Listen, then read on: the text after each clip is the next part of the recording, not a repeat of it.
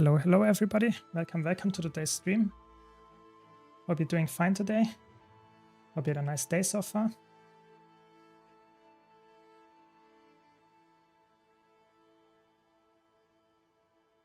Let's see what we can do today in the next Zero to Hero stream. Welcome, Dyke, welcome. I have some interesting things prepared because it's just like I'm really feeling it right now. I'm really feeling it. So here we are. I really want to continue do the Zero to Hero journey, and I just have so many things on my to-do list for this account. So I really want to get going, and I think it's really fun for me as a veteran to go back and have something to actually go for, to log in every day and have a goal that I can just continue to work towards to. So today I want to get, for example, an Ascended Amulet. I have already everything that I need for that. You might not know it. I will slowly get there and explain as I go, but it's in Guild Wars 2 nowadays very, very easy to get an Ascended Amulet. Like for free? No, it's not true. Not for free, but you will get it very fast. So let me quickly check. But it's really not problematic at all. So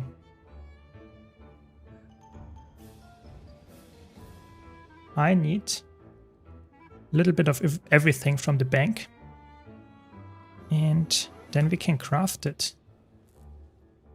I guess we don't craft it here on this character, we actually go for this character. But as always, if you have any question, any comments, just let me know. I'm always happy to answer them, at least if I'm able to.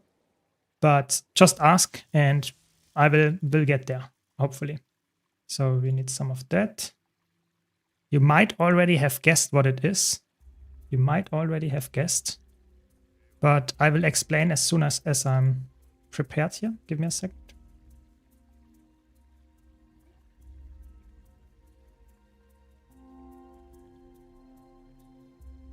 Where is it?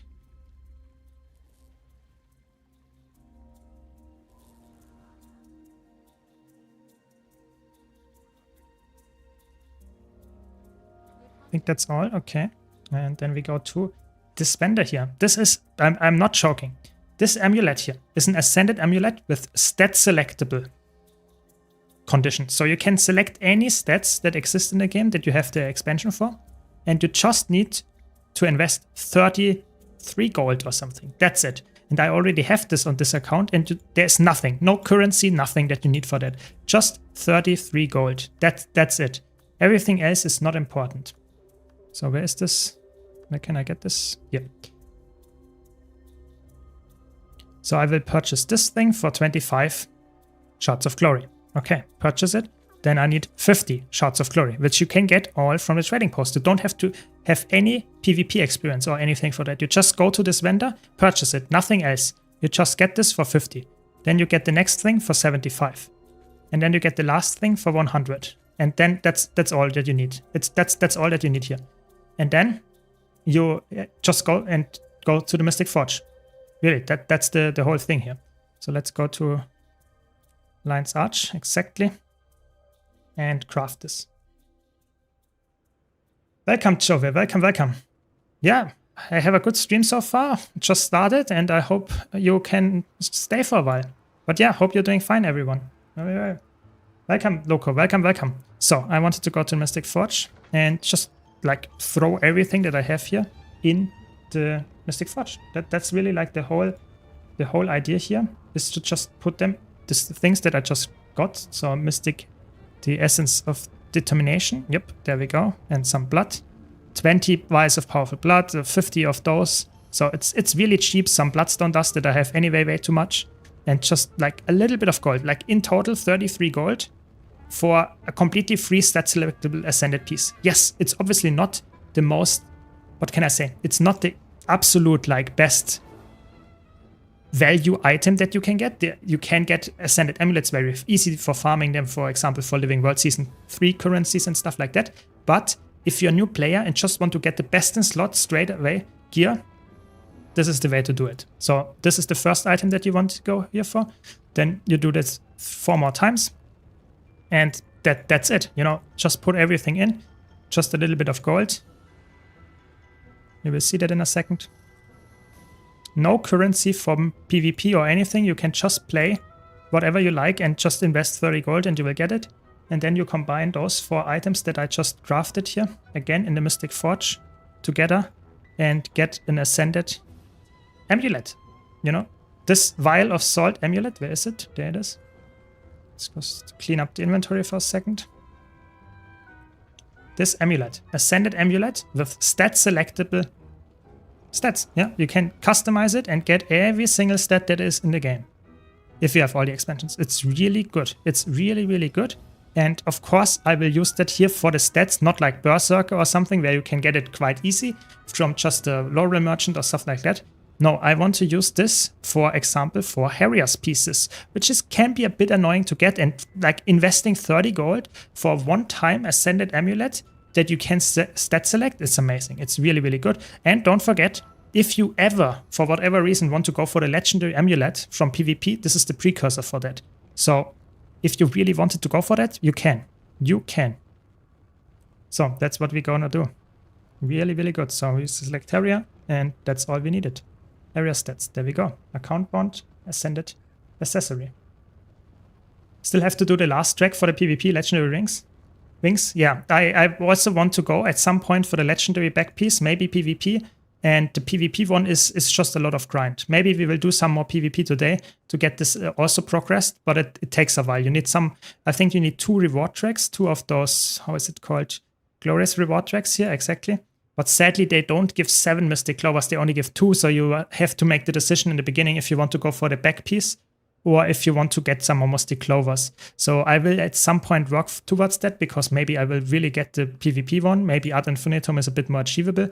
Either way, it's probably a really good call to go for a backpack at some point. So we crafted it already, very nice. So it's called Vial of Salt, the Ascended Amulet. It's a funny reference, of course, to PvP players, yeah.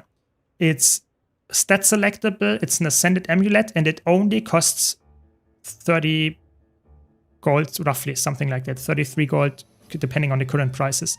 And nothing else, no PvP currency or anything. You can just purchase every single piece of the JP, of the trading post. The only thing that is account bound is the dark matter. You need 10 globs of dark matter, which you get from salvaging ascended items, which you can get quite freely also from salvaging other things. So it's quite easy to get. Thanks, Vlogson. Really appreciate it. Thanks for the Prime. Hope you're enjoying the stream. So we have it here. That's what we're gonna equip, of course. Where is it? There we go. And we have now full armor, 1 important weapon. We have rings, 1 accessory, 1 amulet. We need a back piece and we need another accessory. And then we are fully ascended. And we also have here an unused enrichment slot. So we will quickly talk about this as well. How does enrichments work? What is that? I will quickly cover that. But of course, first we will go to a Laurel Merchant, because then I can show you what you can actually put in the enrichment slot. Yeah, I think the PvP one is definitely the easiest legendary backpack. That's why I will probably go for that one here on this account as well. It's just some PvP matches. That's it. Nothing more and nothing less, I guess, yeah. Do you still go into your main? Are you doing anything in your main? Yes, I log in my normal account every single day, but I play like for 15 minutes or something like that. Just like logging in, doing the dailies and logging back out. I don't play that much on my main. The only thing that I do for my main, if you know that I have a YouTube channel and do build guides and stuff on them, of course, I will not use this account, this Zero to Hero account, for doing any build guides. I will, of course, use my main for that. But other than creating videos, I will not do anything on my main right now. I really play almost exclusively on the Zero to Hero account and almost exclusively on stream as well. So, yeah. I have everything for Legendary World vs. World Backpack. I just need 190 levels. Yeah, that is a little bit annoying that you really need the World vs. World rank to get this backpack, but I think it also makes sense. It's after all something that is World vs. World related, and if you don't have the experience for the specific world game mode, then it makes sense that they say, okay, maybe we can put you a little bit more like into the game mode so that you're forced to play it. I think that is okay. And don't worry, 190 levels, that sounds like a lot, but if you have all the boosters on and have, for example, we will get to this enrichment here. I will cover it in a second. But if you have this, you are like, it takes like, I don't want to like oversell it, but to be honest, on a regular good server where you get a lot of Zerg fights, capture maybe Stonemist castles, flip it, defend it and stuff like that, I think 190 levels, realistically, that's probably like maybe 20 to 30 hours if you put a lot of effort in. So it's not too bad, to be honest. It's not too bad actually. The reward track got patched. Glad I finished my legendary before that. Yeah, I think that was about time, to be honest, with the reward track. It was such a long thing, and yes, I know a lot of people say, "Oh, that was such a good thing," but to be honest, it's not healthy for the game if there's one thing that stands out, this anomaly. So I'm happy that I fixed it. What's your world versus the world level on your main? It's around like 4.8k or something. So I don't play that much world versus world actually. I think that's the least played game mode. I don't want to like talk too much about, but I played a lot of Guild Wars 2, of course. And if I would have to rate how much % of my playtime went into world versus world, it's by far the least amount of playtime. So I'm like 4.8k ranked, which is not low, but it's also not high at all. I know people have like multiple times like 250,000 kills in world versus world. I'm not even close to that. So I'm not a big world versus world like only player, but I have some experience, of course. Yeah. So let's talk about enrichment. So you can, of course, purchase amulets, ascended amulets just for laurels here from the vendor, from the laurel merchant. But they only have the core stats. They don't have stats that are, so to say, bound to expansions, which is a little bit annoying because a lot of the cool expansion stats, for example, Harrier, is not in there. So it's a little bit like some of the meta stats you cannot get this way. But you can still purchase those enrichments here. You have 4 enrichments that you can get here and 2 more in World vs. World, for example. Those are amazing. Why is that? Those enrichments, they take up your slot in the amulet, the ascended amulet only. You cannot put those in exotic amulets. However, they are only used for this. So you cannot put any infusions in there. You can only put in enrichments. So it's not a wasted slot by any means. You cannot have anything else in there. And you only have 4 possible things that you can put in PvE that have an effect. You can have the 20% gold from monsters that only affects the loot that you get directly from kills. So if you kill a risen undead mob and they drop like 80 copper, this will be increased by 20%. So they will drop 1 silver instead. Or like almost 90 something silver. Yeah. So this 90 copper. And this is like a good thing if you really want to grind a lot of mobs and you know they drop a lot of gold, but typically that's the worst one here, just straight up. Then you have Magic Find, just increases the rarity of your loot and affects some bags, not a lot of them, but some. So that's a very good one as well. And then you have the Experience Enrichment, which just gives you 20% more experience from kills directly, which is currently really good in the Labyrinth. Or for example, a lot of meta events like Living World Season 4 farms where you kill thousands of mobs. All of them have 20% more experience for you. So that means you can level up your mastery faster and you can level up, for example, your spirit shard gain. So that's a really good enrichment. I would say that's the best one of those so far, if you are specifically farming for spirit shards. Then you have the Karma enrichment, which is, I would say, the most universally useful one, because karma is something that you cannot farm that easily, and you will either have way too much karma lying around or you will have way too little karma lying around. If you have in characters that you don't use in specific things, this will just always be a useful thing because you will get karma in almost any game mode. So karma is just a little bit increased. So I personally will now go for the experience one so that I can level my stuff faster. And I don't need Magic Find that much and Karma here on this account. And the Cold one is completely useless for me in this. So I will definitely go for the Experience one, just for getting a little bit more value when I get some experience and kill a lot of mobs, for example, in the Labyrinth, and can farm my Spirit Shard gain and that kind of stuff faster. What is the average bag you get if you are farming Labyrinth for 1 hour? So let's look at the stuff. What you get from the Labyrinth. So from the Labyrinth you get, how's it called? Trick or treat bags. Yeah. And trick or treat bags are currently at around like let's say you get a value of 3.5, maybe a little bit less. Let's say 3.3 silver per bag. And the thing is, this is not the only thing that drops here. So I would say for a stack of bags, in a realistic scenario, you get a stack of bags if you are slow in a slow map or don't know how to tag perfectly. You get 1 stack of bags per hour, yeah, roughly. If you know what you're doing, maybe you can double that, maybe, yeah, maybe. So something in those lines, 1 to 2 stacks of trick-or-treat bags. But that's not the only gold that you get from the labyrinth farm. This is one of the gold, one of the 2 major things that you get gold from the labyrinth. But the other thing that you get from the labyrinth, which I just mentioned, is experience. You get a lot of experience if you have all the boosters on, if you have this enrichment on, if you have the guild enrichment. I will also activate that, by the way. Just go in my guild and get this because I don't need the World vs. World one for now. So you can always swap that as well if you have a guild. So you can just go to this guild enhancement guy here, bartender, talk to them and swap this to get more experience. You can also swap this to other things. Magic Find, Karma, and stuff like that. I think the experience gain for PvE is very good, and if you have a PvP character or play a lot of PvP, that can be good. And then, of course, you have the World vs. World experience buff, which is good for the person that just asked about how to get the level fast on your World vs. World. This is definitely a must then if you want to level very fast, and then you have the reward track boost. I'm just going for the experience one to get more experience, and in the labyrinth you get a lot of experience because you kill a lot of mobs. And this is all amplified by all the boosters, and therefore you get a lot of spirit shards, just passively. And if you then convert those spirit shards into gold, using the method that I have on my YouTube channel, then you get even more gold than with just the trick-or-treat bags. So I would say a classic gold per hour for an optimized squad in the labyrinth is around 25 to 30 gold if you do it well. This is roughly the value. This year it's not as high as it was before, but that's roughly the value. And you can do it 24/7, so that's the thing there. Yes, you can get the mount wheel on Blishot. It's a Blishot add-on. It's called, let me check, don't want to say the name wrong, Mounts and More. That's the add-on that I'm using.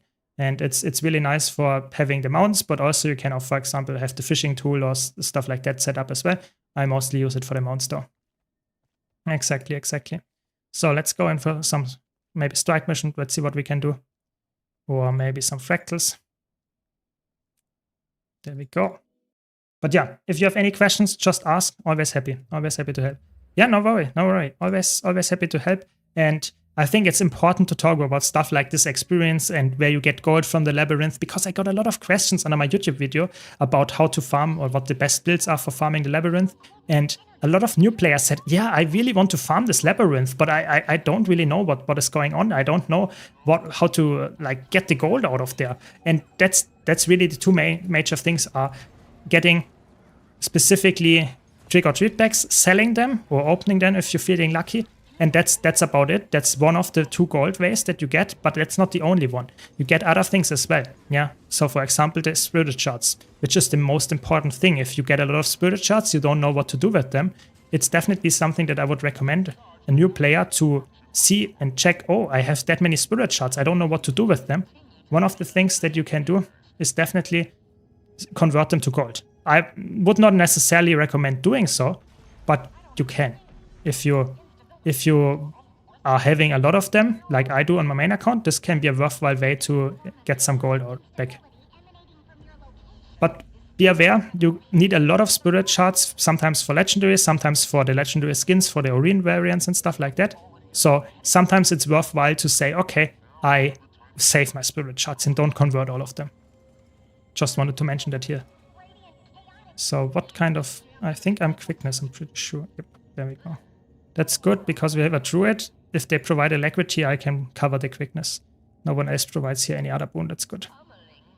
Some guy in my group said level 54 characters is the best to open Halloween bags. Is it true or has he made that up? So in the past, there was a specific like bag that you could open and that, or not, most bags actually scaled with the character level. So you got a specific bag, whatever, yeah, let's say it's a trick-or-treat bag. I'm not saying this guy is correct, just mentioning this here. There was bags that you were open on a character, and depending on the character level, you got specific item level out. So this is level 80 or level 78. So if you salvage that, you get some level tier 5 or tier 6 mats. So if you open the bag at level 52, which this guy recommends, you would get materials from this specific level. And at some point, for example, linen was more expensive, way more expensive than it is now. Nowadays, it's so cheap, this doesn't make sense anymore. So this guy is not correct anymore. I would not open the like stuff on a level 54 or 52 character. I would open it level 80 if you want to, but I would not open the triggered bleed bags for the most part. I would just sell them. It's more gold in the long run. But it's like not affected by the character level that much, and it's definitely not. You see what comes out here? Just some random materials and some rare drops if you're lucky, but nothing of that scales with the character level. So the triggered lead bags don't scale with the character level. There are some bags that scale with that, but even those are not worth it nowadays anymore to actually invest time and get a character at a specific level, because that's just straight up not worth it anymore. Welcome, Loopy. Welcome, welcome. I'm doing great. I'm doing very good today. Hope you're doing fine as well. And yeah, we have hopefully a nice stream together. But yeah, if you have any questions, any comment, any feedbacks, let me know. I'm always happy to improve, to talk about it, to answer your questions. So yeah, let's see what we can do today. Okay, I think it's a healing druid, so not perfect, but okay, what can we do?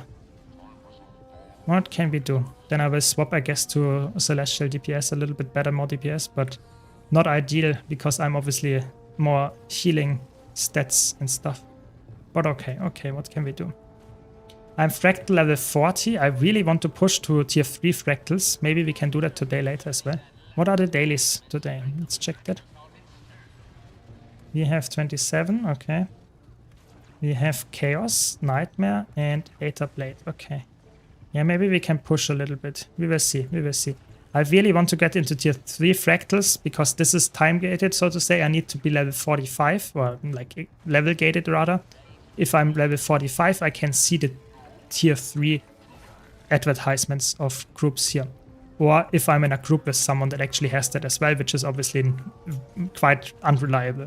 So I will definitely try to reach this like 45 level as soon as possible so that I can finally push into higher fractal levels. Okay, apparently 2 people died, which is not ideal here. Okay, yeah, let's see. Let's do it as 3 people, I guess. But yeah, opening bags on a specific character level is, so to say, a thing of the past. It's not needed for optimization anymore, and it's definitely not, in my opinion, a very like intuitive thing to do. It's somewhat like weird, and especially for new players that only have one character, it's very unhealthy for the game if that's the best course of action to get gold. So I'm happy that this is not really the case anymore. Yeah. Yeah, don't worry. Always happy to answer the questions here.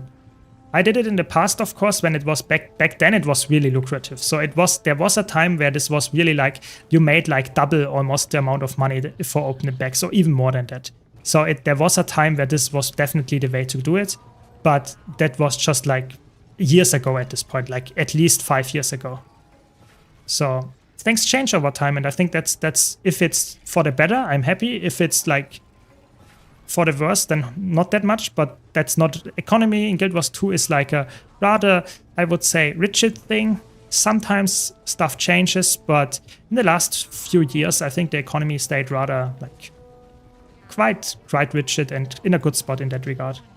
So let's hope that stays with the new expansion. It's somewhat similar. Maybe we get some interesting new items. Maybe we get some crazy farms for mystic coins or whatever. We will see. But for now, I have no clue what's gonna happen. So just hope and see what we will get, I guess. Even though they nerfed the Flux Bomb, it still packs a punch. Can't take it for granted. Yeah, it's like, I'm just like, you know, I'm normally playing in tier 4 and with a CM group, we just completely ignore those mechanics. You know, the Flux Bomb is weird because the Flux Bomb, not specifically this one, but the normal Flux Bomb from the Anomaly, so from the Mistlock thing here, mist thing here, it's the Singularity, Instability, however it's called. This one is also damaging the enemies. So if you position yourself correctly, you can actually not damage your allies while dealing some damage to the enemy as well. So that is a slight, but it is a DPS increase. So it could actually help you in the long run. But I agree, it's an annoying anomaly. or instability rather, that you have to take care of. And if you ignore it all the time, that can really kill your party, especially if you're healer or if you don't even have a healer, then this is a little bit like dangerous for sure. I want them to bring back Mystic Coins for CM Fractals. Oh, I'm with you there. I think that would be really cool. But that was a decision back in the old day from a developer that I think is not longer with ArenaNet. And I never supported this decision because they actually said in the same blog post where they removed the Mystic Coins from Fractal CMs, they said in the same blog post that those Mystic Coins make a very, very small portion of the real Mystic Coins that get added to the game all the time. So it's like they say it's not worth it to remove it, and they still remove it. So I'm still very sad about this, but what can they do? I hope they will at some point make something like that, maybe for raids, maybe for fractals, maybe for the merge strike missions, make stuff like that so that it's somewhat worth it to repeat stuff over and over, for example, for getting some Mystic Coins or something. Why not, you know? Where is this guy going? What? But yeah, this is just my analysis of the situation. I know a lot of people don't care about the CMs, which is completely fine. But I think it would be a nice incentive for players that are a little bit like struggling to get into CMs or don't really care about them too much. Maybe it would incentivize them to try it out. Why not? Why not? Welcome, Patricia. Welcome, welcome. How are you doing today? Hope you all had a very nice day. And let's have some fun together and play some Guild Wars. Or at least talk about it if you're just watching the stream and not playing yourself. So this is an interesting group. Why is our druid dead? Where are they actually? They are not even here. They just didn't respawn in time. Okay. I guess that happens. Nice, we got the CC. It's fine. It's just a tier 2 fractal group. It will be very exciting. I can tell you this will be a very crazy ride when I push for tier 4 fractals. Because one of the hardest parts in fractal climb, so increasing your fractal level to a spot where you can easily open tier 4 fractals, is going through tier 3. Tier 3 is one of the most challenging parts of fractals, not because they are necessarily the hardest, but because the discrepancy between the experience level of a group and the challenge of the fractal itself is the highest. So in tier 4 fractals you have rather skilled players that play together, and the challenge is, let's say, tier 4 style, yeah? But if you go a little bit down, it's like a little bit easier than tier 4, but the group's experience is like way, way lower. So therefore it is way more challenging to do a tier 3 run than do a tier 4 run, on average, that is. So we will see if I can carry that at some point when we get there. Today it's not the day, we're still in tier 2, but maybe we can push so that next stream we can actually do tier 3 fractals. That would be awesome. Yeah, my day was good, quite productive so far, and I have some really cool videos that I'm currently cooking up. And I don't know if you noticed, but I'm pushing out daily content on YouTube, which is obviously nice for you, and I'm obviously also enjoying it. But especially since the last week or something, I started doing way more like high effort videos, which have way longer production times. And I hope you can notice that. I hope it's a good video, but that also leads to me producing, let's say, more quality videos, but it's not the highest rate. Let's see if I can upkeep one video per day or if that's too much, but that's, let's see. I'm trying my best, but it's definitely a cool idea to make really high quality videos. I'm really happy that it works out quite well, and I think you're liking it as well. I'm almost in tier 3 as well. Is it okay if I join you sometimes? Sure, Hollow. I'm always happy to have viewers with me, because I know from like experience that you guys, if you are like listening to me on stream, you are at least trying to improve. You know, it might not be that you are the most experienced person yet, and that's completely fine. You know, I don't even want that in my fractal groups. I don't want to have 4 people that are like absolutely experienced and carry me through this fractal. I think it's very unrealistic. I want to have a party of players that is also somewhat new, and they at least want to improve. That's the only thing that I'm asking. People that actually want to get better at the game. And if you want to join, and if you just see me that I'm looking for someone, sure. Or maybe just ask me if I'm on a stream and you want to do a fractal run, I will join you, especially on this account. I'm always happy to just increase my fractal level. So yeah, looking forward to that. Sometimes tier 2 and tier 3 can be harder than tier 4. Exactly. in tier 4 people are generally more confident, know what they are doing. Exactly, because that's the highest fractal level. So that's the spot where all the, so to say, experienced people like gather themselves, you know, they're agglomerating there. So that's the thing. But in tier 3, you have obviously quite unexperienced people mostly. There we go. Did the skip here. And another one here. Wait, did I pot to first? No. I think I missed one. Oh no. Now I have to wait until my party does it. I think I missed one. I think there are 3 now. Let's see.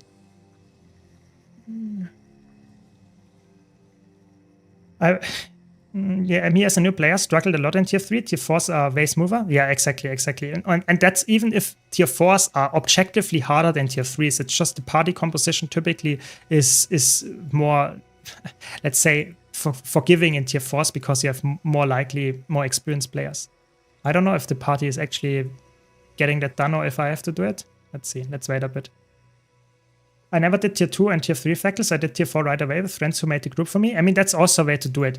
But in this 0 to hero journey, I really tried to do it as like easy to follow as possible. Yeah. So if I would just always say, okay, I'm a streamer, I can just I have someone that actually can open it for me, or maybe even use my other account to do that.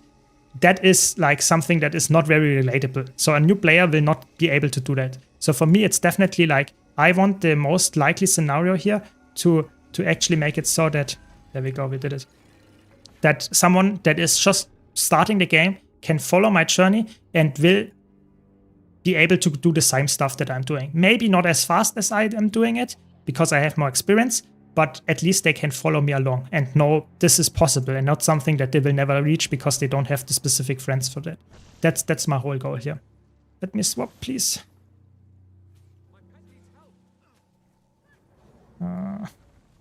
They didn't let me swap. Okay, it's fine, it's fine. I already struggled sometimes in tier 2. Yeah, it depends a bit. I'm playing a healer. That's probably the biggest reason why I decided to go for Mesmer in general, is because then I was able to play a healer, because I know for a fact that in tier 3 fractals, one of the hardest things is that the group composition slowly starts to matter. You know, in tier 1, tier 2, you can play if you really wanted to with 5 DPS. That works, yeah. But in tier 3 and in tier 4, it's like, yes, you can make it work, but it's definitely way harder. And especially if you have inexperienced players and all of them playing DPS, no one is a healer, they will die very fast to attacks that happen and they will not dodge them or whatever. So playing a healer is already a big plus to carry groups. And if you then also know what you're doing, then it's probably quite likely that I will not have a big problem in tier 3 fractals, because I can actually carry my allies through them with a lot of healing, a lot of boons, doing all the mechanics and stuff. But maybe I'm like a little bit too confident there. We will see if tier 3 fractals are like completely crazy and I will not get them done very fast. But for now, I think that's the most likely scenario. Yeah, I will not burn out. I will try my best. Don't worry, Patricia. But nice that you're worried about me. But I think I'm fine for now. I'm fine for now. Welcome, Rare Kush. Welcome. Hope you all had a nice day and welcome to the stream. There we go. I really enjoy fractals. I'm not sure if I said that already, but I think fractals is for me one of the things in Guild Wars 2 that is probably in PvE the thing that I play, like, enjoy the most. It's not necessarily the thing that I play the most, because oftentimes I just don't have the time to play all the fractals on my main, because normally I want to do the tier 4 fractals together with the CMs. Nowadays we have a lot of CMs, you know, we have like 5 challenge modes and we have the normal tier 4s. So there is actually quite a lot of things that you need to do if you want to get all the dailies done. But I think they are so fun. It's just such a fun system. I really hope they improve on the system, maybe make it even more accessible, maybe make another fractal tier so that we get even more rewards for more experienced players, stuff like that. I would be really hopeful and hope that this happens, but who knows? Now, just like hoping for next good fractal as well. That's the one that is confirmed, but we will see. We will see what we get. Welcome, Hyped 3D. Thank you for giving me the Power Virtuoso with exactly on YouTube. A question: is it worth to buy Ascended weapon from the Wizard's World? Power Virtuoso, what's the first weapon I should buy? So, first of all, I would say for any new player, it's worth to buy the Ascended weapon from the Wizard's World. It doesn't matter which kind of build you're actually going for. the Ascended Weapon in the Wizard's Vault is one of the best things you can get, because the amount of money or amount of time that you have to invest to get an Ascended Weapon on other ways is like huge, and or compared to the Wizard's Vault one. The Wizard's Vault one is so easy to actually get. It's like not even a week of doing Wizard's Vault stuff. It's really, really fast. So I would definitely go for it. Even if you see like I will get a nice gold influx or stuff like that from the other things that you can get. The Ascended gear is so good. I bought it as the first thing here on the 0 to Hero account. So I would definitely go for it. And on a Power Virtuoso, I would get the Spear. If you have the Spear unlocked, I would get definitely an Ascended Spear, because that's the main DPS weapon that you use. And it's just one of the best picks that you can go for. So that's my recommendation. If you already have the Spear or have a legendary weapon already, then of course don't go for the Spear. Then I would say go for example, probably the Dagger if you're playing a Power Virtuoso. Stuff like that. Oh my god, my party is dying. Oh no, no. I mean, I think why are they dying actually here? There is nothing that you can die to. You know, I can walk through this and they don't get any damage. I think they don't have enough agony resistance. 3 of them, they are just dying all the time. They need more agony resistance. Let's write it.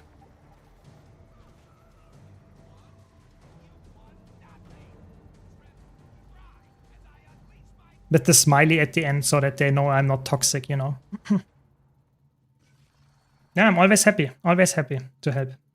Yeah, they are downing because they don't have agony. You know, as soon as they get touched, or they get agony and don't have the resistance for it, as soon as they get touched, they get the agony. And if you have not enough agony resistance, this guy has 0 agony resistance, you know. You get, in this scale, you get like, I don't know, like something like 40% per second damage or something, or even higher. If you have like no agony resistance at all, it almost instantly kills you with multiple stacks. So that's why they are always dead. And that will not get better if we go to a higher level fractal. But okay, let's like, I mean, who am I to tell them how to play the game, you know?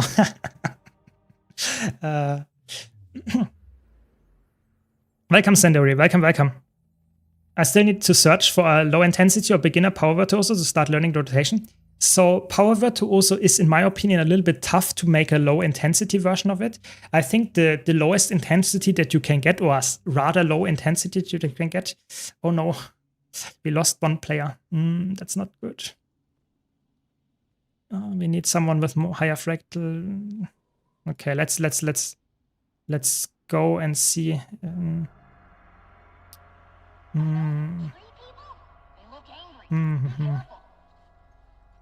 27. We are not only donating 27, we are also doing 47, my friend. Okay, that's fine. But yeah, so I would say if you have a low intensity version of Power Virtuoso, it's probably you would only play. Nice, we have a Tempest with 130. That's good. That's what we want. So in my opinion, the best option is just sticking to one weapon. I would stick to Spear all the time if you can, and then you will have probably the, so to say, low intensity version, and you will deal less damage, of course, but you will have the better weapon set, and you will get a nice amount of damage, and just stick to Spear. Always do the combo of 2 into 4 into 5 to reset the 2 into the 2 and into the 4 again, stuff like that. But you don't have to weapon swap then. That's probably the easiest way, but I would not go for a specific build where I would say this is a low intensity build. I think that doesn't work that well for Power Virtuoso. I'm playing support Chronomancer here. Yes, I'm playing full support heal Chronomancer. Might not be the best choice to carry groups damage, but at least I can carry them and hopefully they make them survive if they are not dying instantly to agony, which they will. Here in this fractal with only 0 or 25 agony resistance. That's not enough for 47. But I really want to complete 47, because if I get 47 done, I will be one higher fractal level. 42 then, that's very good.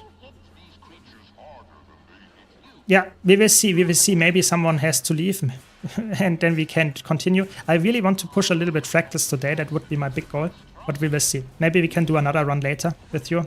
Hello, that will not be a problem. I like to do fractals, so that's good.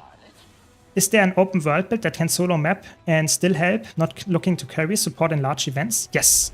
I would say the best option for that is probably my Celestial Tempest. I have a build guide for that. It's like not that old. I think it's like 1 or 2 months ago that I posted it. It's really strong. It's like a celestial build that has a lot of group healing, a lot of group wounds that it provides, while also, and that's the important part, I think let's tune it down a little bit, while also having somewhat of a nice damage output. So that's a really good one. Yeah, you can type, if you're on Twitch, you can type !builds, and then you will get a spreadsheet where all my builds are listed, and then you can look for the Tempest one. It's obviously on the Elementalist. Yeah, that's what I would recommend. Just got a chest from a CandyCon bag, 50k in CandyCon. I don't have to collect. Nice, very good. Congrats, that's good. That's what we want. Lucky drops. So if I want something more easy, I should go for Condi. I would say Condi Virtuoso is a little bit easier, yes, but in most scenarios, Power Virtuoso is straight up better, because Power is like better from the like burst damage. It's, in my opinion, a little bit higher damage output in general. So I would say Power, if you can pull it off, if you don't mind having a slightly harder rotation, then I think it's better to go for Power. But of course, if you're willing to play Condi first, then you have a low intensity Condi Virtuoso, you have a high intensity Condi Virtuoso, which is really good. Most tryhards group run it in progression groups for like harder rates in the beginning. So stuff like that. That is, you see they are dying here non-stop because here's permanent agony applied. So they will just die instantly. That's the main thing. But okay. I got so many achievements. What is this? Capture the middle point. Okay. Interesting. There we go. We did it. That was fast. Surprisingly fast. Yeah, they have 0 agony resistance. That's like they are some kind of masochists, I would say. They really want to die all the time. I feel like I've asked this before. What would you advise as a one character for all game modes and one build? Even if that means gear swapping just to one character that's lower intensity for all content? Ooh, that's tough. Probably if you are like playing all the game modes, Tempest would be a good choice, because Tempest is quite low intensity in terms of like button presses generally, because the overloads have higher value and stuff, but it obviously has higher APM than, for example, like a low intensity Guardian or something that just uses hammer auto attack. It's really hard to make a low intensity builds for PvP or World versus World in that regard. I'm not sure. I'm not completely sure though.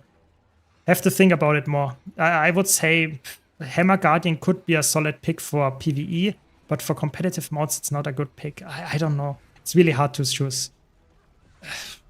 I really don't know. I'm a little bit struggling to find a build that is low intensity for competitive modes in general. Maybe if someone in chat has an answer to this, maybe you can play Rival Mech if you really wanted to. That's a good build in PvE, and it works to some extent also in competitive modes, at least in low rating. But I don't know. I don't think it's a good build though. I'm used to high APM. Yeah, then I would say, like I said, stick with Power Virtuoso. You will probably be fine with it, and just try to improve slowly. Yeah, I'm playing on EU. Yes, on this account. Yes. That's good. That's perfect if you boosted your Elementalist. Very good. I restarted Guild Wars 2 as a Mesmer this week. Wanna farm Ascended Gear, how to start. So the best thing to get first is the Ascended Gear from the Wizard's Vault. That's just free. Yeah, you get 3 armor pieces and 1 weapon piece for not that much Astral Acclaim. So definitely get this first. And after that, I would recommend going for... They will die here instantly, those two. I can tell you. As soon as the orb spawn, they will instantly die. I would recommend after this going for strike missions. I did this here on my journey here as well. I went for strike missions because strike missions are very easy. You get a lot of blue profit crystals, shards, whatever they are called. And those will get you a lot of Ascended Gear. But you can just watch my Ascended Gear guide if you don't want to play strike missions. I have all of them covered. All methods that you can get Ascended Gear. That's definitely something that I would recommend as well. Other than that, I think you can play strike missions, raids, you can play even PvP and World vs. World. They also give Ascended Gear. But all of them require some time investment. It's not something that you get very fast. The Astral Acclaim one, so the Wizard's Vault one, is typically the fastest. Is having no agony resistance grieving? I would say so, yeah. That might seem a little bit toxic, but if you're going into tier 2 fractals, where you are obviously, it's higher than tier 1. If you're in tier 1 and you don't have any agony resistance, that's completely fine because you're new, yeah. But if you start in going into 2 fractals, it implies that you at least did tier 1 fractals already. And if you are at the higher tier 1 fractals, you already encounter agony. You see, they are instantly dead because here this orb phase applies agony non-stop. So they will just die all the time. So now we have to 3-man it, and in my opinion, or 3-woman it, however. Yeah, I think this is, in my opinion, something that is quite toxic from them. Of course, they might not know it, but not knowing might also be somewhat toxic in that regard, because they are now like relying on us, the other 3 people, to carry them through this fight. Yes, it's not a problem, we will be able to pull it off, but I think that's not a nice, like, etiquette. It's not a nice behavior in that sense. So I think not having any agony resistance is a problem. If you have a slight amount below the recommended one, I think that's okay.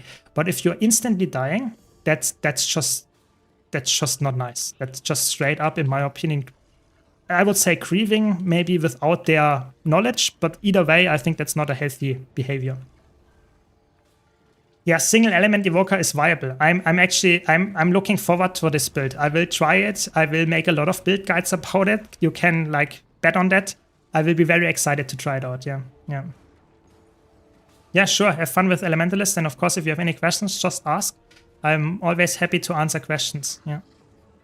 I was thinking about making a laggy Condi Spectre, but in open world it gets down so a bit. So I will do it in alt character. Yeah, I think it maybe stay with Mesmer for now. It's a good pick in all like content and PvE. So let's count the seconds until they die. 1, 2, 3, and instantly dead. Okay, they lasted 3 seconds and then they are dead, or not even like, let's say 5 until they're fully dead. It's just the agony here kills you instantly. It's horrible. It's not because they played wrong. It's just instantly applied. You have no option if you don't have the agony resistance. So it's like either you have it or you don't have it. So really, really important.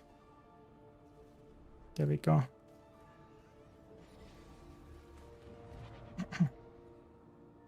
Where can I get Ascended Trinkets without Living Worlds Season 3 or 4? Yes, there are ways. You can purchase them, for example, from the Laurel Merchant. You can get Ascended Gear from that, especially Amulet and accessories. You can get rings from PvP, World vs. World, and Fractals.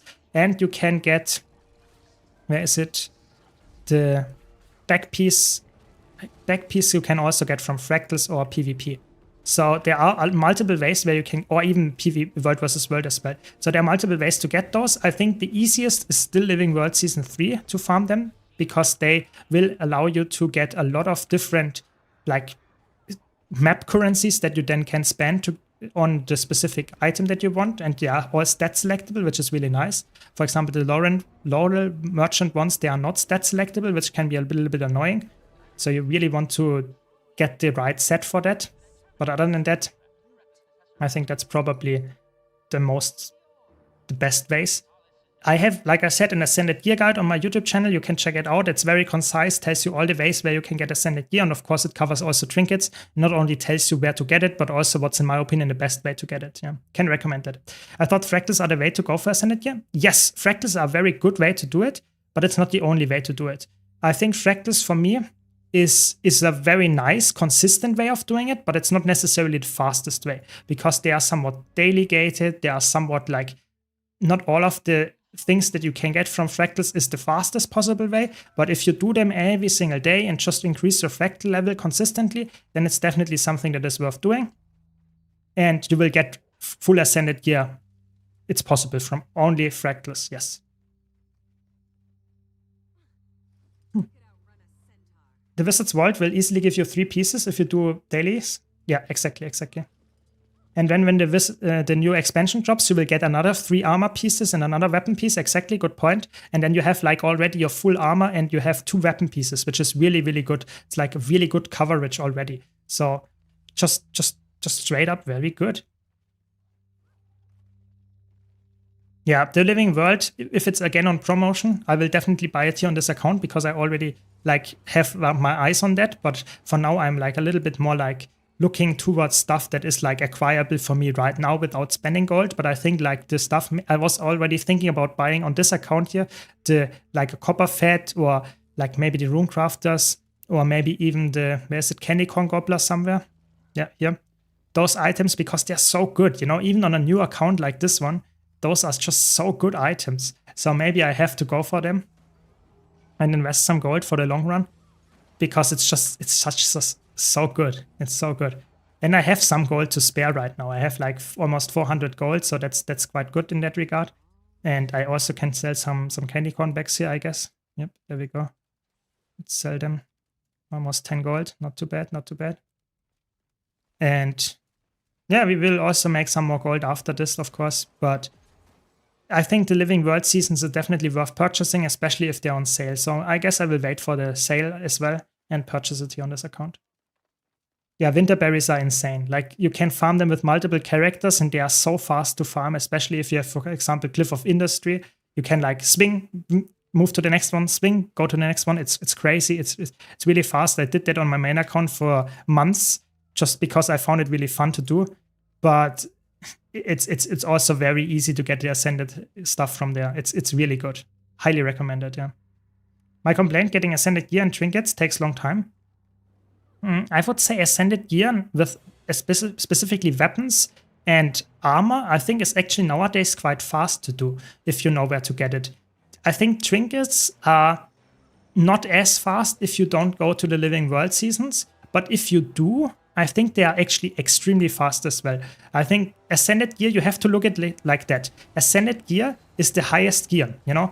In other MMOs, if you want to get the highest gear level, typically that needs months, maybe even a year to get to this point, yeah, if you play casually. In Guild Wars 2, you can, if you want to do that, you can actually get Ascended gear, full Ascended gear, probably in like, if I would want to do it, in a month, yeah. In 1 month, casual gaming, I can have Ascended gear. Fully, like the best gear possible. So in my opinion, that's definitely something that is like not hard at all. It's the best gear. You only do it once. And it's also like not character bound. You can swap it between characters, especially the trinkets and stuff, which you can use on all characters. It's really good. I don't know. I think the Gobbler is really good. The Candy Corn Gobbler is amazing. I might have to buy the Candy Corn Gobbler and one of the infinite salvage tools on this account. Yeah.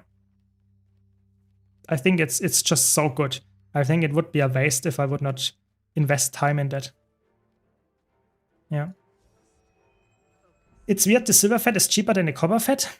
That's because the silver fat does not give you any value. The copper fat is like in like realistic terms giving you value. Yeah. The silver fat is like it's not the cheapest option possible. You can have a cheaper option to get us like the salvage for the same rate.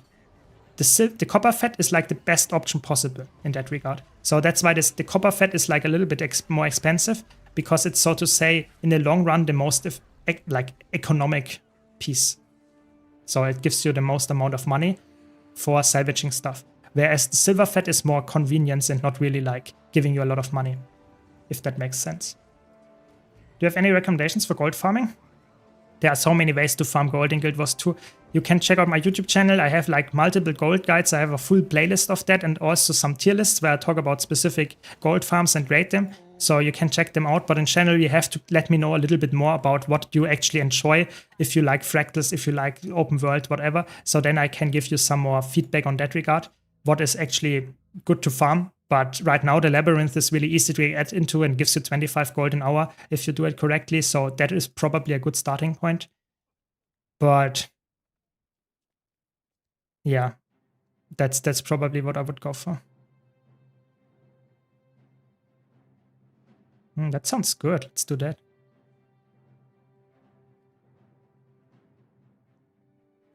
I play Alacrity heal. Nice, there we go. Where are we? Eye of the North. Was I in I have to check actually. I don't want to grieve the group. I was in Arborstone before, was I?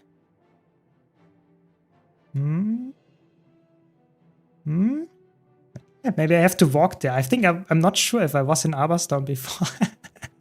Because I need to go to Arborstone first. That's an expensive teleport for 10. But okay. I need to go to Arborstone to be able to join the other one. The End of Dragons one. Sell them if you don't want to gamble. Exactly. That's definitely a good tip. Can information escape a black hole or is it permanently lost? So information can escape a black hole. So let's nerd it out a bit, but there is some kinds of special Hawking radiation, it's called. Oh my god, I'm so sorry that you are asking this question and, listening to me talking about this. But yes, there is a specific... Oh no, I can't go there. Oh no. I need to have the specific part in the story unlocked.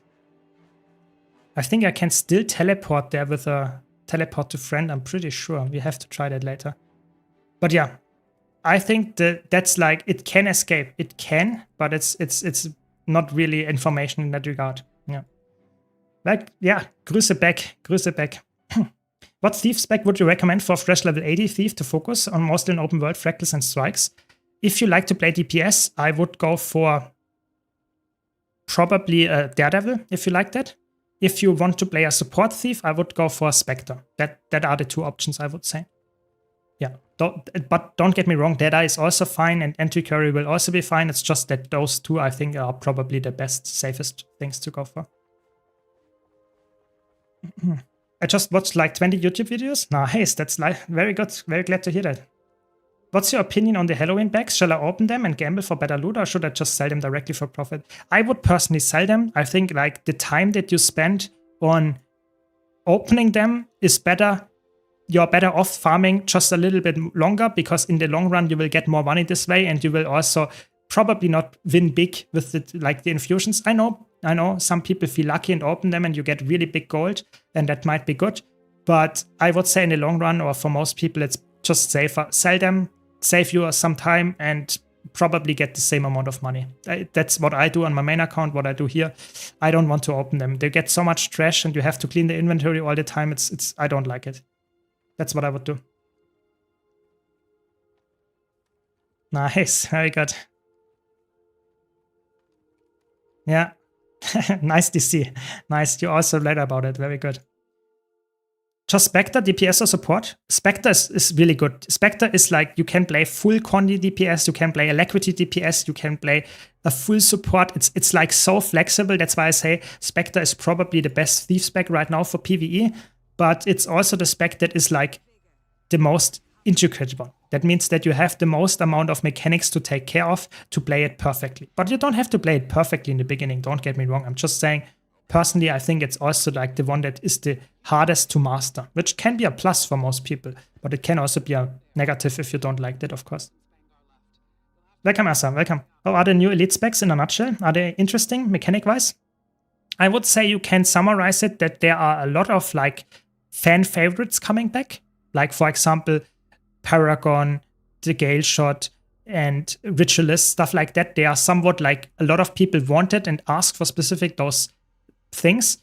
But the thing is, what you have to understand, that not all of them are perfect. I think some of the mechanics are a little bit boring. Some of the mechanics, at least in beta, felt a little bit dull. But I would say like half of them felt really fun, really good. I liked them a lot. And the other half, I would say they need some more, a little bit more tweaking to make them even better. We will see if they have some big changes coming up. We have some blog posts already from a website where they talked about it, but not really like a lot of details. So I wait for some more details. Hopefully they will announce that very soon.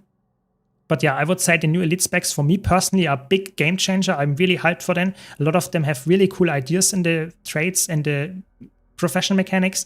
I would say like 2 or 3 seem a little bit dull, but most of them seem really exciting for me as a build crafter specifically. So I'm actually looking quite forward to them. Yeah. Is it worth to use always experience boosts in instances, for example, Ice Blue Saga 5 and raids? I would say personally, in instance content, typically it's not as important to have the experience boosters. I think it's more for open world if you're doing a lot of meta events where you kill a lot of mobs, because all of that scales with experience. Whereas, for example, if you have an experience booster in raids, you only get 1 experience drop at the end, and this is only by a few experience boosters increased. So you miss out a little bit on the value of those boosters. I would say in open world, you get exactly 100% of all the boosters. Always they help. In raids and stuff, there might be a lot of downtime, there might be some vibes and resets and stuff. So the boosters is not necessarily the best part. I would say the only exception to this rule is fractals, because in fractals you kill a lot of mobs in the fractal that give experience, and at the end you also get experience. That's why I would say Typically in Fractals, it's worthwhile running those boosters, but typically it's better to run those boosters in open world, or if you're playing a lot of PvP in world versus world, they are worth running there as well, because they increase the reward track gain and the experience that you get there, so you get even more gold there as well. But in general, that's just what I would recommend doing. Yeah. Most people stop just before the big window. Yeah, exactly. 99.9% of the gambling people quit just before they win big. Exactly. So maybe that's an argument to stop, or maybe that's an argument to continue gambling. Who knows? I'm just saying, I personally would not advise gambling, but maybe you have a more info on that. Which elite spec, new elite spec, do you think gonna have the more DPS than Scrapper? I think a lot of them will have more DPS than Scrapper in the beginning. That's just how arena balancing works typically, because a lot of times they do the new elite specs are a little bit overtuned when they come out, which is not necessarily a bad thing. After all, they want to sell the expansion, and we as the players want to have something exciting. We don't want to have a spec that looks cool but feels absolute garbage because it does no damage. I think it's completely fine if in the first month after the expansion releases, the new elite specs are overtuned in that regard and deal more damage. I think that's completely fine. So I would expect that 8 out of the 9 specs will have more damage than Scrapper right now. I would just say that. Does that mean Scrapper is shit? No, not at all. Scrapper will always be a very good and solid pick because it has a lot of super speed access, a lot of utility with the barrier, with the damage output. It's just a really good spec. I think they will tune it down after months or something, and then we have the perfect balance again, or somewhat perfect balance at least. Yeah. Spectre can be played without ally targeting these days. That is true. The reworks made it so nice. But I would say if you want to get it to the maximum amount of efficiency, I would still say that ally targeting can still be very worth it. But you are right. You don't need to play it, of course. That's true. Welcome, Spices. Welcome. Yes, the Candy Corn Gobbler is one of the best things to get in the game. It's probably like in the top tier, maybe top 3 picks in the gem store, what you should get from the gem store. It's such a good item. It's so good. So definitely get that, and especially if you play a lot of like game modes that have a lot of experience drops and stuff like that, so farming a lot, then the boosters help you so much. Yeah, good point. New specs are given a bit of grace in early days. That means that they are a bit shinier than the existing specs. Exactly. And I think that's fine. You know, it's not like they are staying like that forever. Hopefully, it's more like they will be shiny in the beginning when they are new, and then slowly tuned down. The same happened with the spear. The same happened with the old elite specs. I think that will be like that for the end of time, probably.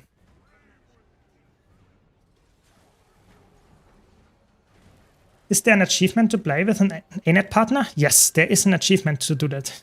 It's actually quite fun that they have achievements like that.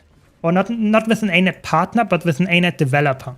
There's not an achievement with playing with me, for example. And also on this account, I'm not an ANET partner. It's just my main account, so to say. But there is not an achievement for playing with a player. It's an achievement for playing with a specific developer or with developers in the game. It's way more rare to meet a developer in the game. There are some that play the game. Some of them are actually really good at the game. But it's not as common as, for example, ArenaNet partners, because that's what most of the players that play the game and are ArenaNet partners, you encounter them probably more frequently than normal players because they play the game more. Makes sense. But normal developers are a little bit rare to see. But it happens, and it's really fun when you play with them because they are obviously quite interactive, most of them as well. I've never done a strike mission before. How to get in? So strike missions, to get in there are multiple ways. There are multiple strike missions that you can join. I'm currently doing the Iceblood Saga strike missions. You can enter them from Eye of the North, which is some kind of in the north. Makes sense, it's in the name. Some kind of hub where you can join those strike missions. And there is also End of Dragon strike missions, 4 of them, which you can enter via the Arborstone hub. And then you have the Secrets of the Obscure strike missions, which you can enter from the Wizard's Tower. So there are 3, so to say, ways to enter this.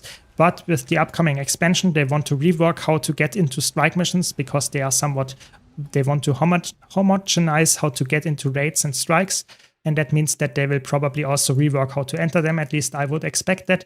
So that's something for the next few months, I guess, to talk about. Also, it's in the Wizard's Gobbler now. Yeah, that's really cool. That's so good. You get 2 more shared inventory slots.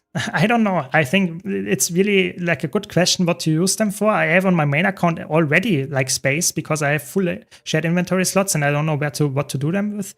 But I personally would say more inventory slots is always good, especially if the shared inventory slots.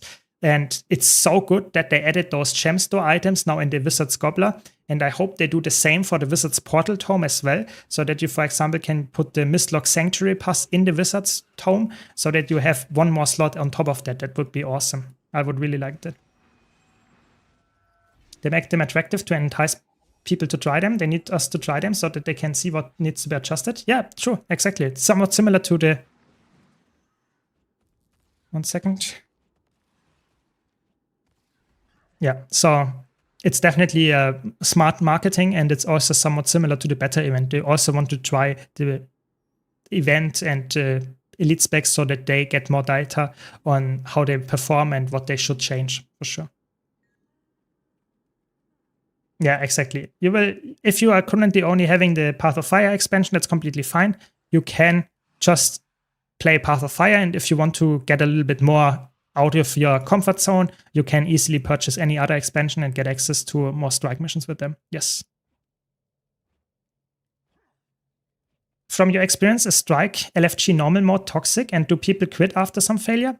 So I would say if you are playing the normal strike missions, I would say the LFG is very not toxic. I think specifically strike missions are, I would say, a niche where the content is so easy that like most groups can clear it, even if you have players in them that never did them, that they are just not that good. And no one cares because they are so easy, you will still get them. I would say there is some kind of toxicity or like gatekeeping going on if you go for the challenge modes. But if you specifically talk about the normal modes, I think the strike missions are very easy to get into, and there's almost no toxicity. At least when I join groups, I think there's almost no toxicity. Sometimes, because they are so easy, that's the negative side. If you fail like 2 times at a specific boss or 3 times, sometimes people leave because they are so easy, and in like 99.9% of the cases, you will not fail. If you are in a group that fails, that means the group is like horrible, like absolutely garbage. Then some people say I don't want to play with them. So I would say that's just something that happens. Does that mean that's good or that's not avoidable? Not necessarily, but I think it's like so rare that it really does not matter too much. For me, strike missions, I do them like almost every day, and like that we fail a boss or something like that, it's very, very uncommon. And if we fail, we just do it once again, and typically we do it in the second try. Then it's really like strike missions, especially the Iceblood Saga ones. They are so easy. You can nowadays with the feature and power creep not really fail, I would say. How Herald works in the Labyrinth. So Herald is a very specific way of dealing damage in that regard, because you have only melee attacks, mostly. And Herald relies on your allies to kill the mobs. You provide a lot of boons, and those boons will count towards the participation. So if you provide a boon to an ally, and the ally kills a mob, this means you will also get the credit for the kill. This is how Herald will tag mobs. This does only work if you don't have like 50 heralds in a party, because as soon as you have multiple heralds, you can override each other's boons, and you might not get actual loot from the mob because someone else tagged it first. So this is a little bit weird, but in general, that's how Herald works. My plan was to farm gold and buy gems. Makes sense. Yeah, that's really good. That's a good plan. And maybe you wait for the sale for the Living World seasons, and you can get it even like more cost effective. That is true. Which is the best class spec for both Reckless Raids and PvP? Oh, that's such a tough question. You know, I would say in PvE, there is not a single class that is like way better than other classes. All of them work in all content. I think if you're talking about PvP and PvE, what's the best class? I would say Necromancer is right now quite potent. I would say Elementalist right now is really good in both game modes. Those two probably would be a very solid pick. But Spectre is also amazing. You know, I could name so many things that you can play in PvP and PvE at a very high level. I don't know. I think it's like, just choose a class. There is a build that you can play, or an elite spec that you can play with both game modes to top level. Yeah. Thanks a lot, Kyla. Really appreciate it. Thanks for the Prime. Really nice. 3 months already. Very good. Thanks for your support. But yeah, that's my summary there. Yeah, you can also use shortbow if you want on a Herald, that is true. I think it's a rather somewhat slow weapon, so it's not always the best one to hit enemies because sometimes they die too fast, but it can work. It can work for sure, yeah. It's more about being proactive and quick. I never care if people have low DPS or make mistakes. Exactly. If someone is like taking care of the mechanics and they have low DPS, I don't care. If someone is ignoring all the mechanics and is consistently like grieving the group by doing, for example, the chains here on this boss, like absolutely like trolling, then that's way more problematic than if someone has like almost no DPS. That's absolutely true. And because of the mechanics, because they are quite easy to in this specific like run, I think it's not very common that you have people that are trolling here very hard or grieving a group by not doing the mechanics, at least in my experience. Full group of AFK heralds, yeah, sadly that happens from time to time in the labyrinth, yeah. Doesn't work that well then. Yeah. Willbender could fill the spot? Yes and no. I think Willbender is like a spec that works very well in some specific roles as a DPS build and stuff. I think as a support build or as someone that wants to be a little bit more flexible other than DPS, I think Willbender is not the absolute best spec, but it can work. Yes, it can work. I would say it's like a little bit lower than the other classes that I mentioned earlier, but it's definitely a class that can still get the job done very much.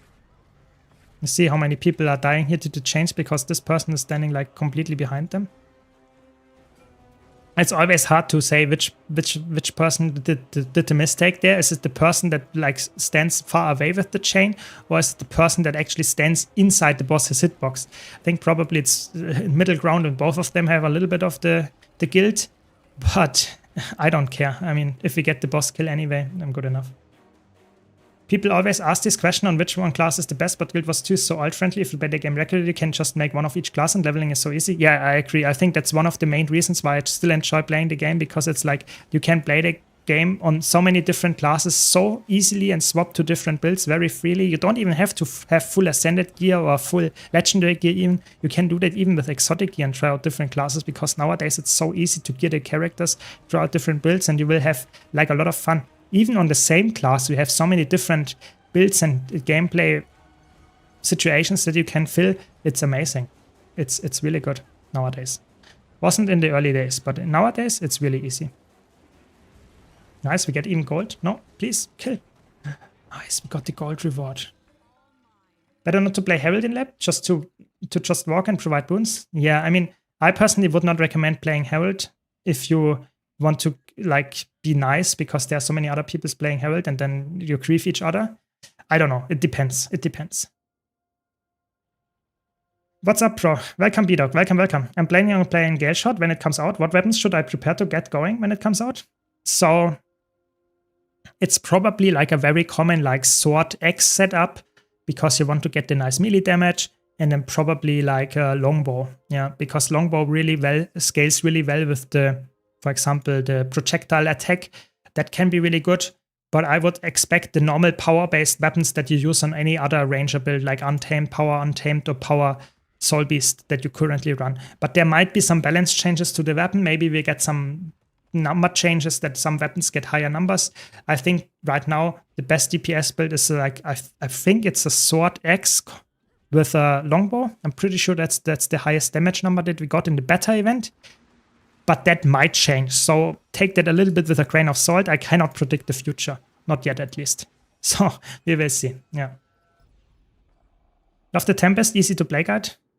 By the way, I can now finally play Elementalist without my friends. That's good, that's good. That's more coming up, don't worry, more coming up. So when I play to get into Reckless as a Mesmer, I should learn Support Chrono. Mesmer is quite flexible. You don't have to play Support Chrono. I think Support Chrono can carry the most, but you can easily play, for example, what can you play? Let's think a bit. You can play a Power Virtuoso, which carries the DPS. If you play a Power Boon Chronomancer, you can play DPS and also provide some nice boons and utility. Or you can go for full support like I'm currently doing. There are so many ways to play a Chronomancer. So I would say a lot of those ways can work. Just find the sweet spot for you, which ones you like. That's just nice. We lost 2 people instantly. That's not good. Nice, we got at least 1 rest here. Let's get a lot of CC going here. Yeah, we got the CC, very good. That's what we like. I did a lot of CC, look at this. I did a lot of CC. That's why Chronomans are so strong in my opinion. You get so much CC for your party. I'm good, Carol, I'm very good. Hope you're doing fine as well. Enjoying myself here, having a nice stream. And hopefully we can get some more stuff going. Does Scale Shot finally give rival to Ranger? No, sadly not. We don't get any new weapons to Ranger or in general to any elite specs. We will use the same old weapons, but Ranger will get access to some kind of 3rd weapon slot, which is obviously really, really strong. And it will be like another bow. That's what Gale Shot will be, yeah. I wish Gale Shot would be good, Greatsword would be good for Ranger. Yeah, I think that is one of the biggest concerns for me, is that some of the weapons on Ranger are just completely out power crept by other weapons. And I think Greatsword is one of them, and I hope they will buff Greatsword and at least give it some kind of niche that is somewhat like reliably to get a lot of like utility from it, or get a lot of CC or whatever, you know, it's just something that is unique to Greatsword. Because right now it feels like Greatsword is completely like useless. In PvE at least. So I really hope we get something that makes it more worthwhile using. That's a little bit tough, to be honest. Why are we dying so much? We lost 3 people here. I mean, we should be fine, to be honest. We should be fine. I will play the new story with Celestial Conde Amalgam. Yeah, that sounds like a very strong build. I can already tell you this sounds like quite strong. Even if they nerf Amalgam a bit, I think it's definitely a very, very good idea of a Celestial Amalgam for sure, Loopy. For me, none of the new Elite specs looks more fun than Rival Deadeye. I mean, that's completely fine. You know, not every new Elite spec and every new class has to have, in my opinion, to outperform the existing ones. You know, sometimes you enjoy a spec so much, you don't even want to swap. So maybe give it a try when the expansion comes out. But it's, in my opinion, completely fine to say, I want to stay with the spec that I currently enjoy. Yeah, that's completely fine as well. You don't have to swap. You can still enjoy the new content with it. Currently open world Conde Mirage to get started somehow. That is fine, yeah. Typically with staff, it's completely fine to play a Conde Mirage in open world, I would say. It's not necessarily the highest damage, because obviously Conde Mirage is a little bit like, you focus quite a lot on like long sustained DPS, or DPS oftentimes in shorter fights in open world. You will not reach the high-end number, but it's definitely doable. It's like a good build in that regard. Why are they in Dragonstorm? Short trick to get into the pop-up again. Just go there and close it again, and then you get the pop-up. It's so weird. But I got the wrong one because someone it's still in the Bone Skinner instance. Okay. Such a weird one. Are they still? Please leave. Just leave. Then I will do it like that. That's okay. Build templates are currently on sale in the gem store. Are they worth picking up? So I personally would say build templates, and especially equipment templates, are very worthwhile for people that want to min-mix, that want to have all the different builds on a specific character, that want to get everything like absolutely perfectly set up. That's definitely worthwhile. I think equipment templates, in my opinion, are the highest rated item out of the templates right now, I would say, for me personally.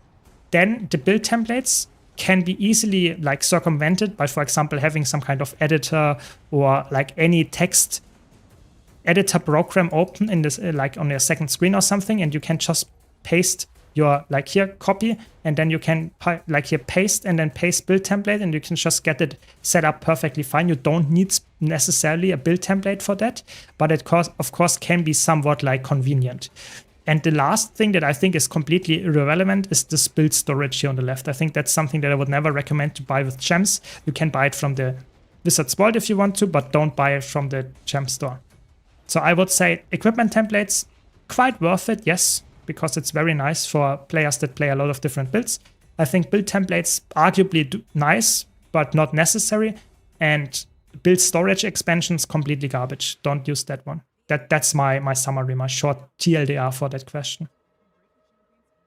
Just started Guild Wars 3, free part, waiting for a sale to buy a bunch of expansions. I like support classes, still searching what would fit better overall in our modes, because I don't like changing classes. So in all game modes, I would say you have like currently 2 specs that are absolutely god tier in supporting in all game modes, which would be support Chronomancer and support Tempest. Those two are absolutely really strong, like best in slot in those game modes. So those would be my recommendations. So Mesmer and Elementalist, one of those two, if you want to play support, those are very good in all game modes. But like I earlier mentioned, Guild Wars 2 is nowadays in a balanced spot where almost any class, or actually like literally every class, can fill every single role in all game modes. And you can just pick a class that you enjoy the look of, the class fantasy of, and you will find a way to make a build that is actually a support build. That is my recommendation. And especially with the new expansion coming up, that will be probably even easier to do because we get 9 more elite specs. So really looking forward to that. Yeah. But yeah, I would say welcome to the game at first. That's really good that you are trying out the game and hopefully having fun with it. But if you have any questions, just ask. That goes for everyone here in chat, of course. If you have any questions, just always ask. Always happy to help you. So, how is it going here? We have apparently decent stability uptime. Where do we get stability from? Interesting. Maybe it's just me. Maybe I'm the only stability provider and I'm just covering it quite well. We will see. We will see. Would you say Tempest support is better than Firebrand then? So the problem is, like, Firebrand support in PvE is extremely strong. But, with a big, big but, only if you know how to play it. As soon as you encounter a Firebrand that is like mediocre or even bad at playing Firebrand, it's a horrible support. It's absolutely D tier, like completely garbage. Because you have to position correctly, you have to know your skills, and you have to like also position correctly with the fight. So if there is a mechanic happening, and I'm on Chronomancer, and I'm moving here, and like Braham is my ally, I want to support, I can still provide the quickness, for example. If I'm on Firebrand, I have to position in a way that I can do the mechanic while also being behind my ally to apply the quickness and the healing and stuff like that, which can for a new player be absolutely horrible. So that's why I say like 80% of the Firebrands are not as good as if they would play another support. That's why I think Firebrand, in my opinion, if you play it perfectly, very good support. If you play it mediocre, very bad support. That's why I would say Tempest is better, because Tempest is way easier to perform on. That's straight up the answer there. It's not as flexible, in my opinion, as Firebrand if you play it well, but it's still, in my opinion, very, very good and a good go-to option. And the specific question earlier was in all game modes, and I think Firebrand in PvP is a little bit lackluster compared to Tempest. Tempest is by far the best support in PvP right now, so that's why I've said Tempest is the best choice there. If I would only talk about PvE, I think it's way harder to make a decision which kind of support build is harder or better to play, because there are, like, every single class has a really good support subclass. Every single class has that. Where do I go? Fire. Okay. That's just the answer there. But of course, it depends, of course, also on your playstyle. So some people really enjoy having a lot of spammy buttons and a lot of like small attacks that they do, and all of them have value. Some people really dislike this playstyle. Some people really want to have one big attack, one big healer, something like that, or have not high APM even on a healer. So it depends heavily what kind of player you are. I'm just saying here in general, I would say Firebrand is a little bit of a worse pick. Welcome, Deek. Welcome, welcome. Just got back to the game and have been binging your YouTube videos. Glad to be able to catch a stream. Nice, very good. Hopefully you enjoy them, yeah? And hopefully enjoy the stream as well. If you have any questions, just let me know. And more to come, don't worry. Data point, a friend of mine is a Firebrand, and she said it took her about a year to, yeah, she felt competent for most content. Exactly. I think that's like, I think Firebrand is a class that is really cool, and it's like one of the best designed classes in my opinion. It's really like the mindset of a Firebrand, and if you want to have this roleplay going, it's like amazing. It's really good. And you're so flexible. It doesn't matter which kind of utility skills you take. You have always the tomes with you. It's so good. But that's also like the negative of this class, because there's so much to learn to actually get this pulled off in a normal fight. And that's a big problem. So I would say for a new player, if you like a challenge, go for it. You know, it's not a bad class. Just don't expect that you will perform on it very well in the beginning. You should definitely maybe watch my YouTube guide about Heal Firebrand, because that's like a 25-minute video, and it still would, I would say, covers like most of the things, but of course I cannot cover every single situation, and it's still 25 minutes long. So it's definitely something that I would say for a new player can be quite challenging and quite convoluted what you have to learn all at once. But if you like the specific headcanon, I think that's definitely something that is worth going for. But if the question is, I just want to play any support, what is currently a good support to start out, I would never recommend Firebrand, because that is not the best option in that regard, I would say. Probably better to go for Tempest, Scourge, even Chronomancer, maybe even Spectre. Those are way easier to get into and probably to pull off in real fights than Firebrand. When I ask for Mesmer build, only PvE and like the solo and wanna be in there independent, what are my options? Mesmer is quite good with solo builds. You can play a Power Virtuoso, which is, I would say, somewhat offensive, not as defensive. You can play a very strong solo Condi Chronomancer, currently in my opinion the best solo build for Mesmer. Or you can play Condi Solo Mirage, which is also really good and way more easy to perform on in like actual fights than the Condi Chrono. But it's still, I would say, if you like the best option by far, go for the Condi Chrono option. But every single elite spec on Mesmer, especially with Troubadour coming up, will be a very, very solid pick for open world soloing, because they just have very great traits baseline that you have as core Mesmer to solo content with. Yeah, that's just my analysis here of the situation. But I have guides for all of them on my YouTube channel, so just check them out or type !guides in the Twitch chat and you will see the spreadsheet and you can find the builds that I just mentioned. Stupid question, could I go for support thief on PvE, then change to solo world versus world killer thief? Yes, of course you can do that.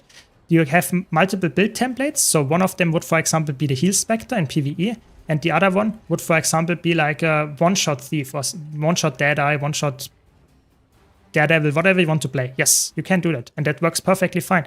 Actually, it's not that hard at all. It's not necessarily like the easiest combination to learn, but if you like Thief and this kind of specific playstyle, yes, you can do that. Yes, hydrate, good point, good point.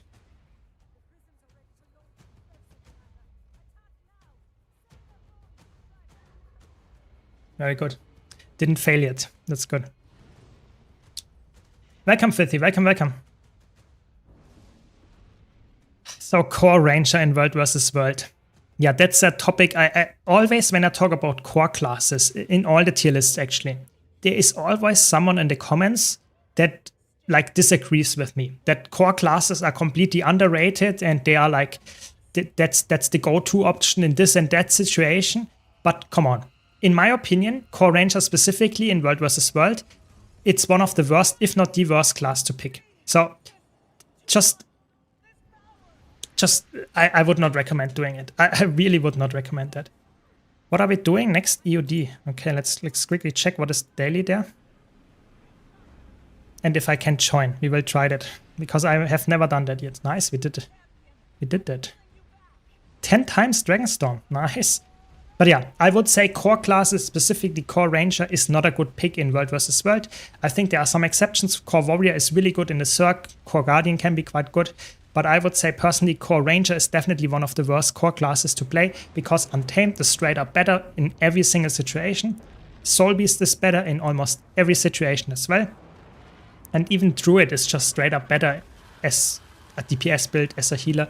It's just straight up better. So I would say core ranger is like, yeah, you can play it, don't get me wrong. But why would you? You know, as soon as you have any expansion with an elite spec, you would go for a different elite spec, just straight up always. That's the problem that I have there.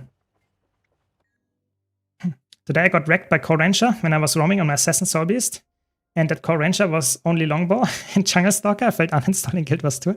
Oh no, don't feel that. It's like Guild Wars 2 is a skill-based game. So if someone is like, nice, I can get to Aberstone, that's the cheat. I normally would have go there via the getting a story mission, but I can, with the teleport to friend, actually get in there without having to do the story mission. Now we are in there. Very good, very good. But yeah, I think if you fight someone that is way better than you and they play a worse build, that doesn't mean you will win, you know? Because Guild Wars 2, the builds and the gear matters only to a certain degree. If you play very well, then you can still outplay someone, you know? If I would play in green gear, I think I would still win like 50 to 60% of the World versus World 101s if I had a coherent build. because a lot of times the enemies that I fight are not as skilled as I am. Not because I'm such a good player, just because I have so much experience in the game. And a lot of other players don't have that, and then I can still outplay them. Of course, if I fight against someone that is in PvP like Legendary or wins monthly ATs regularly, I will not win against those players either. So this Guild Wars 2 is very skill-based. It goes for PvP and World vs. World specifically, especially if you play core classes and stuff like that, of course. But also in PvE, it's like that. If you have a class that has perfectly ascended gear and you have someone that is new to the class, they will not reach 50% of the benchmark. Yeah, typically. If you play, if you give a really high try-hard player full exotic build and they know how to perform on it, they will typically still outperform a player with full ascended gear, even though they should have a 10% lower DPS number or even higher. So that's definitely something that we have to keep in mind. Guild Wars 2 is just a game that is very, very skill-based. So let's do it like that. For crafting, then stat swapping ascended armor, which stats are cheap to make. What stats are cheap to make? I guess like probably some kind of like Cavalier, Knight, Valkyrie. This is probably the best options to do for.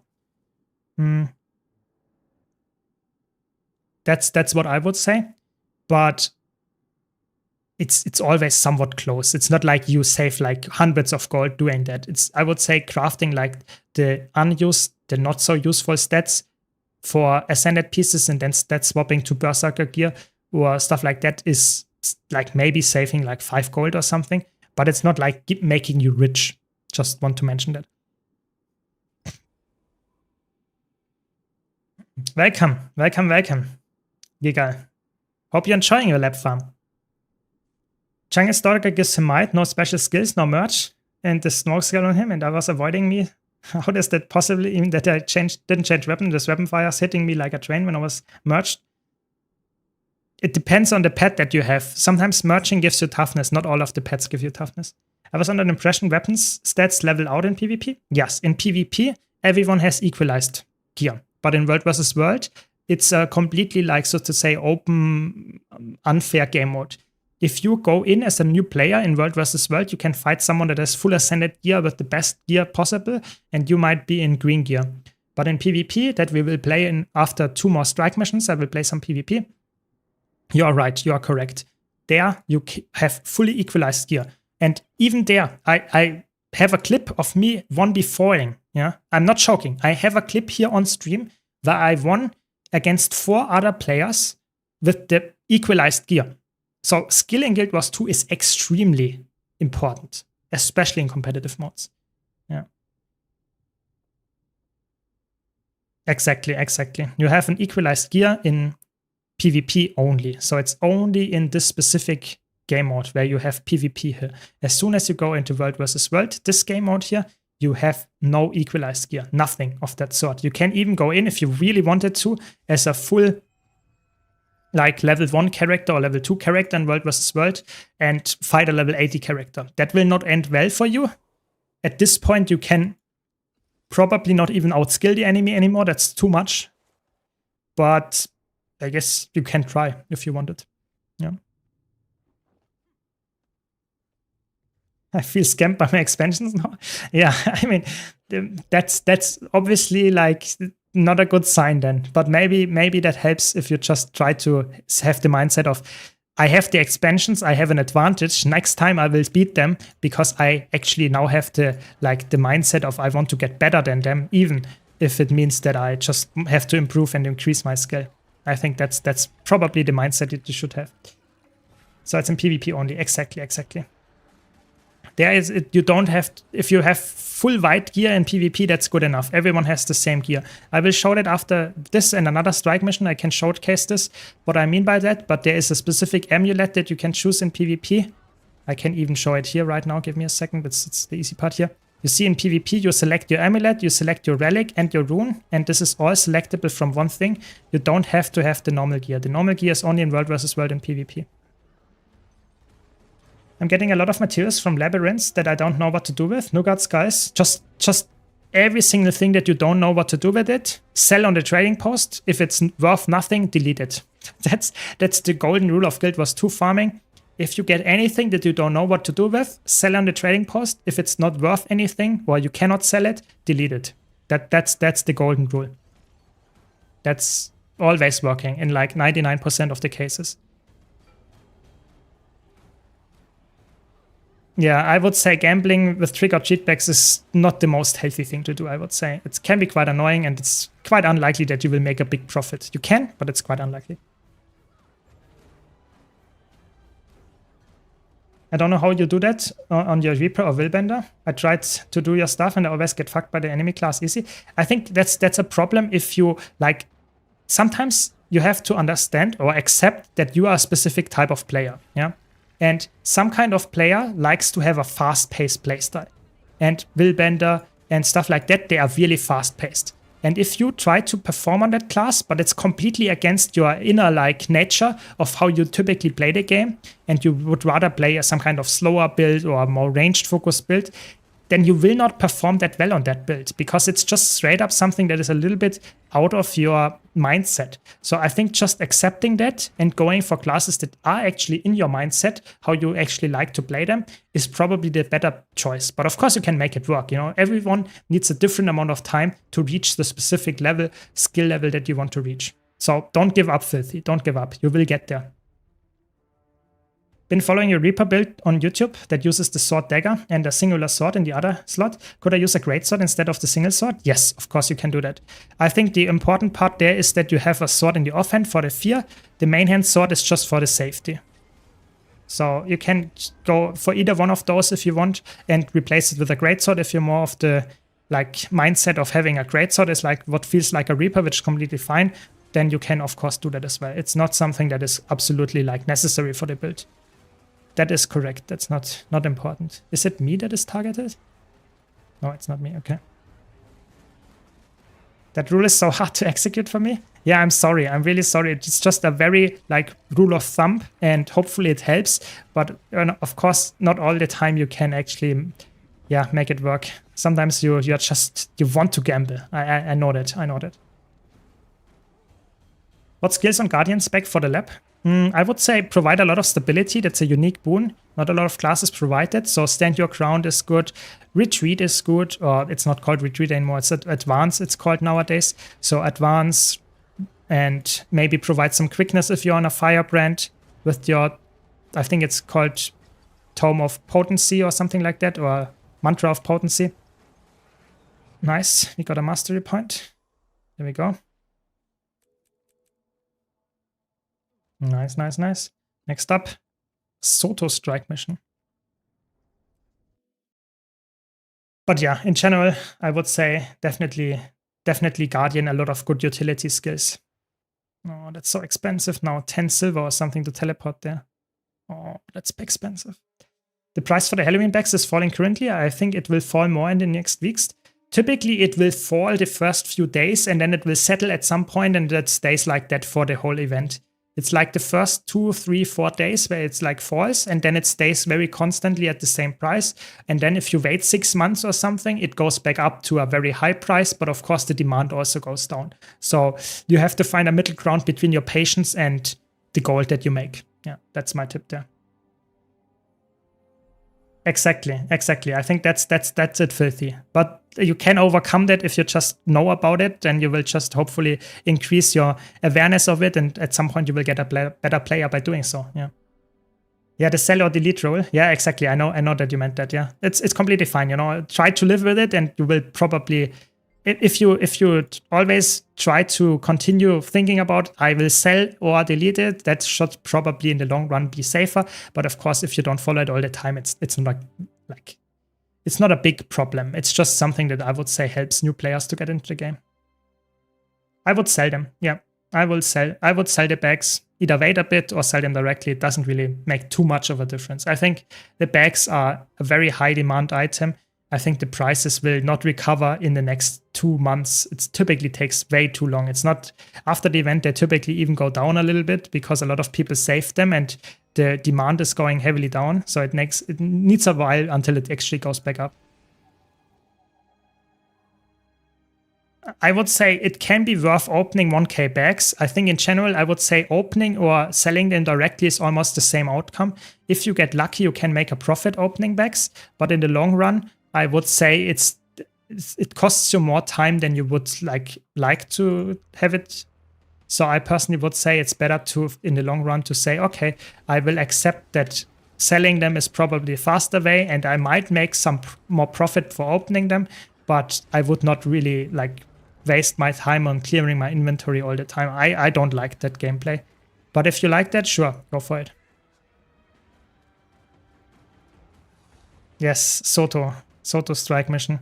It's not too exciting, those strike missions. It's just a big sponge, like a big health bar. That's about it. But it's not too bad. It's not too bad. I think this strike mission is better than the Doctor one. The Doctor one is like one of the worst strike missions in existence. Probably the worst strike mission, actually. It's quite boring and this just takes so long. But for now, we will only do this one today. That's good. So would you suggest selling the bags now? I personally would say if you are patient, I would say save them for 6 months. That's the most amount of money that you can get. If you are not that patient and you want to get the money now, I think it doesn't matter if you sell the bags now or sell it in like 3 weeks or 4 weeks. I think the price difference is almost like non-existent. So I think either sell it right now or sell it in 6 months. The middle ground is like not really giving you anything. That's my summary there.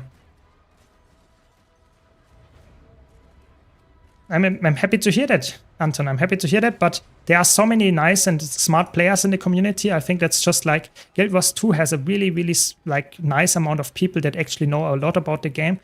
But I just am someone that is really enjoying making guides and stuff. So I guess more people know me nowadays. But there are more other people that also like to do really cool builds and stuff. So I think it's cool to share them. So I'm always happy to talk about builds and talk with you guys about why I think this is good, why I think this is bad. So I'm always happy to talk about it. I think it's more like the experience and just the debate about stuff. Everyone can get to this level. You just have to engage with the game. That's the whole thing. Now tell me that the only Soto strike missions I've done is an easy one.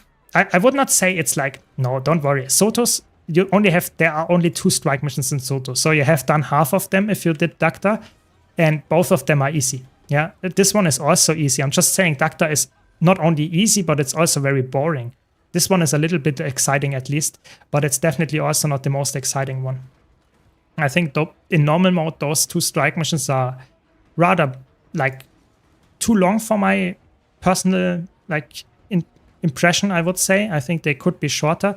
And I also think personally that they are, I don't know, Dacta not so much, but this one here feels like a little bit like too easy for the cool mechanics that they have in here. It doesn't feel as punishing as it could feel.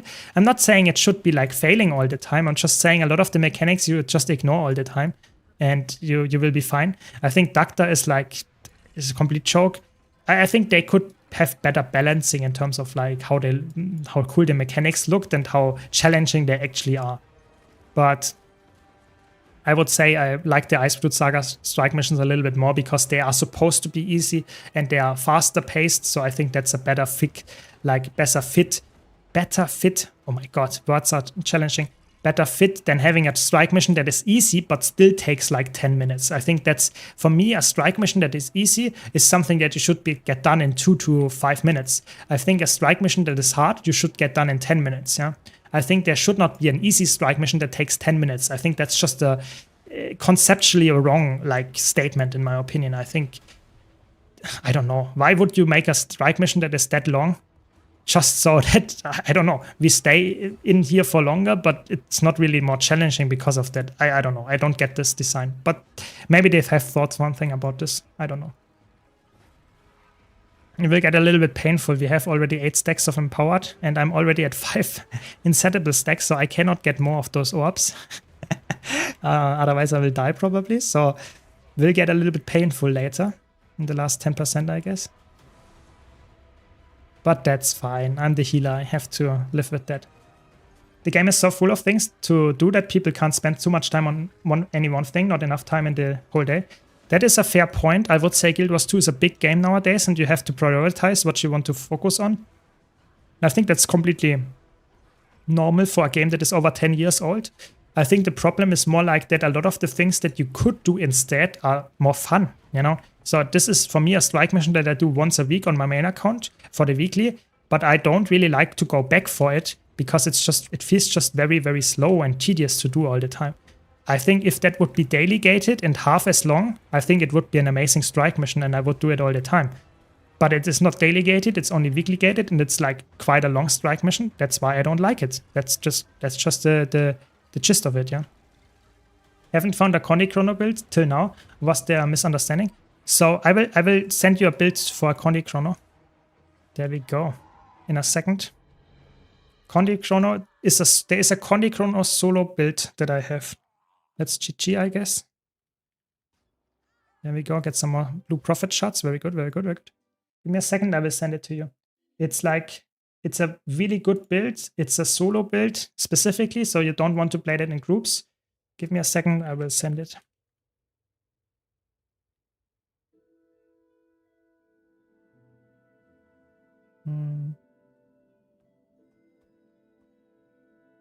There we go. I send it on Twitch. This is in the Twitch chat. This is the video that I mentioned. And this should, oh my god, this inventory looks horrible. This should help you. This should help you, and you should probably have the best solo build for Mesmer. Okay, let's clean the inventory and then we play some PvP. Because that's what I mentioned earlier. So much stuff. Horrible. I don't like messy inventories. I really dislike those. So let's clean that up and hopefully we can make it look nice again. Okay. 10 slot trick or treat bag. Do we want that? 10 slot. We already have 15 slot bags. It's not that good, to be honest. There's the guild trading posts. Bank, that's what we want, exactly. And then clean up a little bit of the bank. Sorry, I will catch up in chat in a second. Just don't want to like make my messy inventory stay messy. Yeah. Okay. There we go. Guess we can use those. And clean up some space here. We can also sell some stuff. What is that? Mad King's chest. Okay. So let's grab a candy corn cup. We can sell that for some gold. And Halloween price bags we can sell. So just some cleaning up some stuff. Yeah, some gold here. Yeah, we just want to have a lot of gold on this account. That's the main thing that we want here. Okay, we can salvage some rare stuff. Yeah, we're getting somewhere. Ooh, we should open those first. Never, ever salvage gear, unidentified gear before you open it. Always open it first and then salvage it. You have a chance of getting exotic gear. You have a chance of just getting more value than if you would salvage it directly. Never, ever salvage stuff directly from the unidentified gear, that is. Okay, so much stuff. It's crazy. Okay, this is stat selectable. That's actually quite cool. I would probably select some Berserker stats with that. That's good. It's actually good. We'll put it in the bank for now. Because I want to get some Berserker stats going at some point. Oh, we have so much stuff to clean. That's the problem of a new account. You just have a very small bank. You almost have no inventory space either. It's just a little bit painful. Yeah, we also have some agony, but we can also upgrade some agony, I guess. Okay, okay. That's what I wanted to put in the bank as well.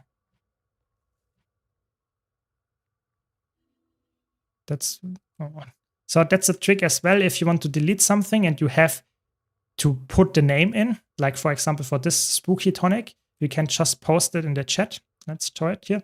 Like put it like here in control or not control, shift, and then you have it put in the chat. You can mark it with Control A, and then you can delete it with Control X, and then you can just delete this item again and copy and paste it again with Control V, and then you remove the brackets, and then you don't have to type the whole item. That's the fastest way to delete items that you normally would have to put in the name. So you can just do it that fast, so to say. It's a nice, convenient trick, I would say. Still have a lot of junk here. It's quite annoying, to be honest.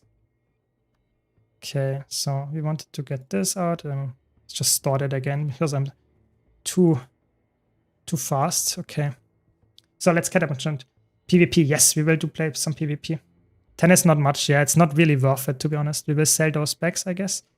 Those 10 slot bags, I think I will just sell to the vendor. It's 22 copper, so not that much, I guess. But better than nothing. Sell some stuff and then we will play some PvP. Yes. Just really dislike it if I leave my inventory very like unstructured, because in the long run I will come back at some point, want to play, and then I have a full inventory. It's like one of the worst things in my opinion that can happen. So we'll just sell all the junk here. And what's that? Splendid chest, okay. And put the stuff in the bank we don't need anymore. Looks way better now. Looks way better, but still not perfect, but way better for sure. Can open some chests here as well, some fractal chests, very good. Get some more loot. Put some stuff in the bank that I just had a lot. Okay, we have a lot of stuff still. Okay, okay.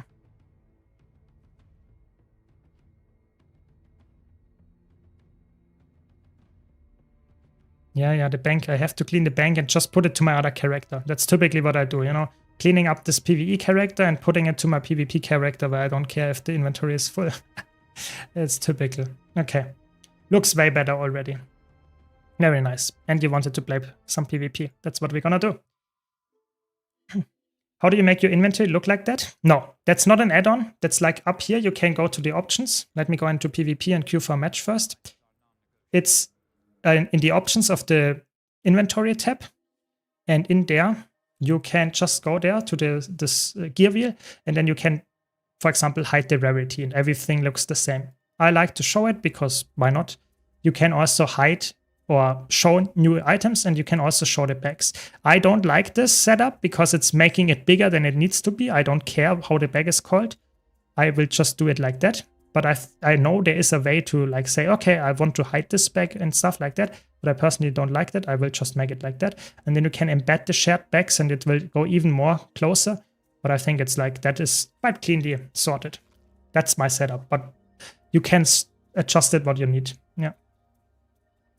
Yeah, glad to help with the... I always like to put in some tips so that maybe in the long run you will learn something from my streams. That's the whole idea. What is the slowest paced world versus world roaming build? The most slow paced build. Okay, let's think about it. Probably like some kind of Condi Tempest, I would guess. Like where you overload a lot, where you just use some shouts and that's about it. It's like really like probably like some kind of Scepter Tempest or something like that, I would expect. Maybe a Scepter Catalyst, something like that. Yeah, Catalyst is a little bit more spammy. I would say probably like Scepter. Probably Scepter Tempest, yeah. My inventory is a convoluted mess that I only understand and I'm okay with it. I mean, that's good. That's good. No, it costs every time, but you can change it. Yeah. Is it possible to stat swap flexibly on ascended gear? It costs every time. And only legendary gear lets you swap all the time. But it's definitely, if you cannot afford legendary gear and you swap like once a year, it's definitely not a problem. It costs like, I don't know, 5 gold, something like that, depending on what kind of gear swaps you're doing. It's not too bad, but it's definitely annoying to do. It costs also some spirit shards, I think. So it can be a little bit costly if you do it like every single week. But if you do it once a year, it's not a big problem. It's nice that you have the option, in my opinion. That's the summary for stat swapping, I would say. Yeah, so it needs an Augur Stone. It needs the specific inscription that you want to swap to. So if you want to get to Berserker stats, you need a Soshas inscription. You need the Augur Stone from the Miyani vendor next to the Mystic Forge, which costs, I think, 10 spirit shards. You need some Ektos. What's the last thing? The item itself that you want to swap. Yeah. Those 4 things you need. So it costs a little bit of gold, it costs a little bit of spirit shards, and that's it. A little bit of time, I guess. Yeah. The long-term quality of life solution is a legendary set? Absolutely. That's why I think for me it was probably the most exciting thing to go for legendary was the convenience of it. I think the legendary skins, especially the armor skins, are okay. They are not great, but it's more like I want to play this game in a lot of different ways and try out different builds, and that's why legendary gear is so convenient.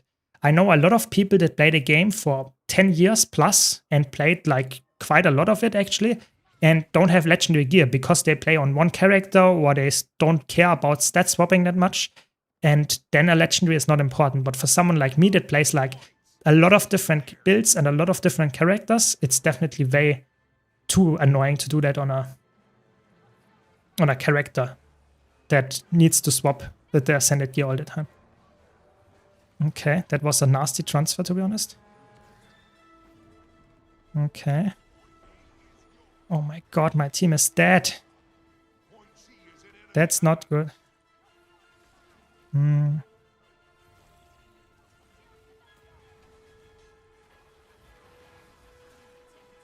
Okay, this guy's dead, I think. Yep, there we go. But how did my team die here? That's actually insane. How did they die? 2 people died here. And now we win the fight anyway, maybe? That's actually insane. I don't know what happened here. You just have to be very careful.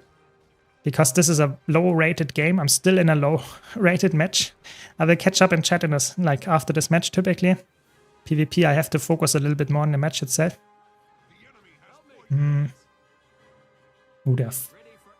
I'm not sure if leaving here is a good decision, but I really want to like decap because they are having a 3 cap almost. Not good. But I'm like, on this account I played obviously a little bit of PvP for the Wizard's Vault, but my win rate is insane. I have like 15 matches played and 2 matches lost, and I'm still in gold. It's so crazy. It's absolutely insane. So it's quite fun. You never know what kind of players you get in the match. So I have to concentrate to get this here like going. Okay, we get the Core Necromancer. That's a matchup I will take. Dodge the fear. Blind. CC chain. Yep, there we go. Get a lot of corrupts going. Hopefully we get another Frost Aura proc. Very good.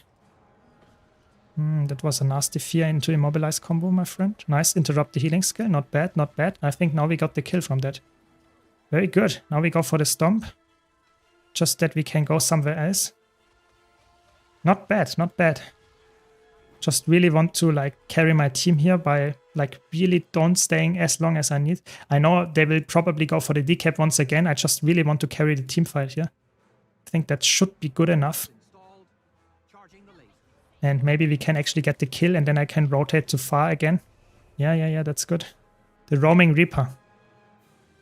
Oh, they're actually not even coming here. That's even better. Even better. And we can farm them right again. They will go into Shroud. Nope, they will instantly die. Why do you choose Scepter over Pistol on that build? It's a more carry-oriented build. There are 2 options. You can go for the more, so to say, CC chaining build that is focused on CC chaining and your allies are, so to say, carrying when the enemy is stunned. Or you can play with Scepter so that you are actually the person carrying. And that's obviously for ranked, in my opinion, the safer thing. If you want to carry your allies, it's better to be the damage dealer than betting on your allies dealing damage while you CC the enemy. Both things work, don't get me wrong. Just saying, personally, I like to have the more aggressive setup with Scepter so that you actually deal a lot of damage as well. I know a lot of people like the Conde application or the stuns on this specific weapon set of Pistol, but I personally think it's a strong choice. But I think for carrying PvP specifically, I think it's better to go for Scepter, at least in my case. Just in time for PvP, yes. We will play some PvP now, just to get some more Wizard's Vault progress and stuff. And it looks actually quite potent here. We get the Skyhammer? I guess we don't. We get it. Nice. Wait, why is it... Did you see? There was this red AoE. It's actually weird. Why was there a red AoE and it was our Skyhammer? Interesting. Never saw that before. Interesting, interesting. Okay. Should be able to get the kill here. We're heavily outnumbering them. Maybe we can get this guy a little bit. Some Condi transfers. Get some corrupts going. Ooh, this guy got heavily corrupted. That's what I mean, you know, those corrupt, you would not have gotten a corrupt like that from a pistol. Pistol would have been worse. Ooh, that was a nasty pull. Nice, we got this is a Condi Berserker, which is a little bit annoying. Quite annoying, to be honest. I have to be really careful if they hit the... Okay, if they hit this mace thing, then I'm not able to use any attacks. Okay, we get the CC here, and I think this guy is so dead. Yep, there we go. First time in the Halloween event is the main goal, just running the labyrinth over and over? Yes. Typically, most players refer to the Halloween event because of the Mad King's labyrinth, which gives the most amount of gold. Just farming it 24/7, you get a lot of trick-or-treat bags and spirit shards, which you can sell both for gold. That's it. Yep. You typically get around like 25 to 30 gold per hour. That's typically the value that you get. But if you're lucky, you can go higher. If you're unlucky or don't know what you're doing, you can go lower. Okay. This guy's CC chaining me. Okay.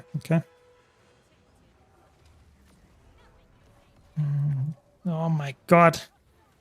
There's 7 stuns in a row, and I have to dodge all of them. Now I will just die on point, because I will die here anyway.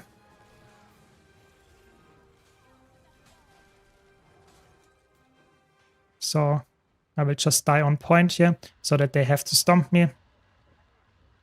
Very good. And I get the recoil. That's the thing. Very good. I play on controller and looking to give mouse and keyboard a good try. Do you happen to have a video or something on that? So I have a guide, a specific guide on YouTube that's a settings guide. And in this specific settings guide, I'm talking like for 10 minutes straight about all the settings that you should have and that you should not use or that help you. And this is specifically for keyboard and mouse, because I think that's just how the game is supposed to be played. Yes, I know. You can play the game on keyboard, or you can play it on a controller, and it works perfectly fine on a controller as well. But I would definitely say keyboard and mouse is probably the best. I would personally say, if you watch the settings guide, you would probably be covered. But if you have any more questions than that, just let me know. You can just join my Discord or write it here in the comments, whatever you want. And I will try to answer your questions there as well. It's typically like a lot of players play on keyboard. That's why I make a guide for that. And I personally don't have that much experience with controller, so I cannot make a guide for how to set up the controller. But like I said, swapping from controller to keyboard is probably the easier way, the easy direction.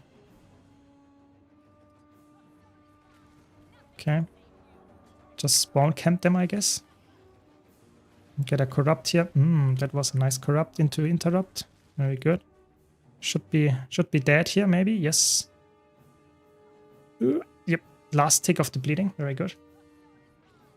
You can play Guild Wars 2 with a controller? Yes, you can play Guild Wars 2 with a controller. It has not necessarily native support, but you can make it work. I would say it's not the game is not designed with that in mind, but it works. Yeah. It works.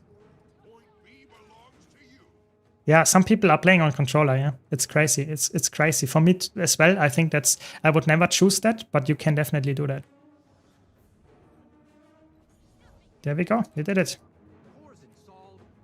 Very nice, very nice. I guess let's do one more. It was a nice match. Let's have some more fun. Yeah, PvP gaming, exactly. I mean, it's a good game mode. I think it's one of the best game modes in Guild Wars 2. Sadly, not as well populated, but it's a good game mode. Okay, we are at the stack, so we have to purchase something. What do we purchase? What do we purchase?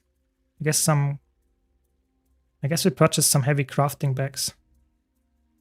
It's very cheap. Get some tier 6 materials, I guess. We are still almost at the cap, but we will burn that bridge when we get there, I guess. So let's open the bags, get some crafting materials. Very nice, very nice. A lot of loot. Not bad. You see PvP? Good gold power. Like, even for a new player, I would say roughly 10 gold power. It's decent for playing a game mode that you can have some fun in and get some gold passively just for playing ranked. Not bad, not bad. And we need those materials for the next legendary project that we will gonna do here on this account, so definitely not bad. I'm top 100 now? Congrats, that's really good achievement, yeah. I mean, it's nowadays obviously easier than ever, but it's still a good achievement. I think it's still quite competitive to get into the top 100, so congrats, really good, really good. We need more people that are excited about stuff like that again. That's really what we need. We need more people engaging with PvP again. Yeah, exactly. We have even people here in chat that play with controller, and I think it's completely fine. It's just not the biggest majority of the game, which is also fine. You know, I think everyone should play the game how they want, and if it works for them with a controller, that's all good. That's all good. Controller Steam Decks I can see, but used for something brainless like farming AFK labs or quick plays or something. You're banked, but not in any way useful in PvP. Yeah, I would say as soon as you go into like really try hard game modes, like you want to win a monthly AT, you want to make a speedrun happen of like I don't know, a raid or something like that, or you want to have a GVG win or something. I think it's very unlikely that the high level players play with a controller, just because the controller is in some way downgrade, because you have less buttons that you can press, and or at least it's not as easy accessible. But maybe someone can prove me wrong here in chat. Maybe someone like got rank 1 on the PvP ladder by playing with a controller. You know, maybe they are just very skilled at it. I think I'm not the person to judge here because I don't play on controller, so I cannot tell you how hard or easy it is. Just saying, it's in my opinion probably not as easy as with the keyboard setup. Yeah, it's actually quite nice how much gold we get here. I did not have to spend a single gold. It's so funny. On my legendary, it's so good. I bought the legendary, or I crafted the legendary with 0 gold. I farmed everything myself. It's so good. It's so good. Okay, next one. Let's go. Do I even have the correct settings? Yeah, I thought so. The wrong settings. There we go. You have a recommendation for a beginner-friendly, rather slow-paced PvP build? Most of the time some thieves are just jumping on me. It's frustrating. I would say there are 2 options. The build that I'm currently playing is quite slow-paced. It's for PvP build, rather. It's a Condition Reaper. I have a build guide on my YouTube channel about that one. And the other one I would recommend, probably even safer to play, is a Sage Tempest, where you are side-loading build, quite tanky, rather slow-paced. You are like a rock that you plant yourself on the enemy side node or something like that, and you just don't die. That's the whole idea of this build. I would say that's a really good one as well. And I have a guide about this on my YouTube channel, of course, as well. You can check that out. Yeah. Was there ever an esports scene for PvP? Yes. In the beginning of the game, there was an esports scene. And when Heart of Thorns came out, or shortly before that, that was like where ESL happened. And it was actually quite fun, but after I think 1 year or 1 season or whatever, they actually decreased it already. So it's quite sad, because it was quite fun. It was really fun to watch back then.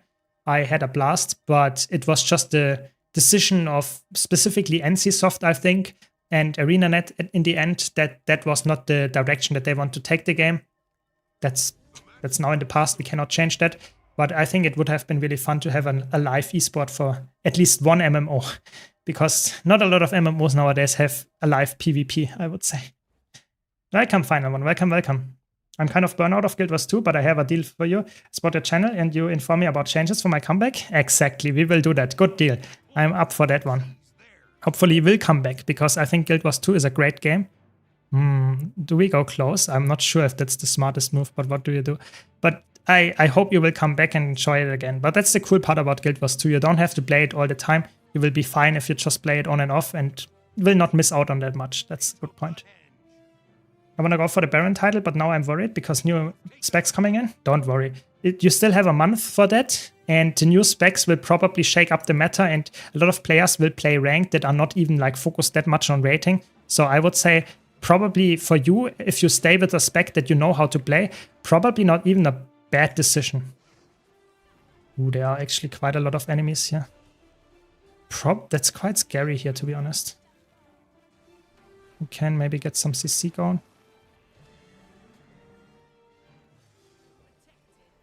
There are so many players here, but my team didn't die. That's actually quite surprising.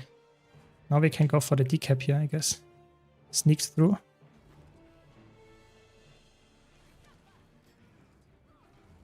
Get the dodge. Ooh, it's a hammer warrior. Ooh, I'm getting this seed very soon. Nice, they get the kill here maybe.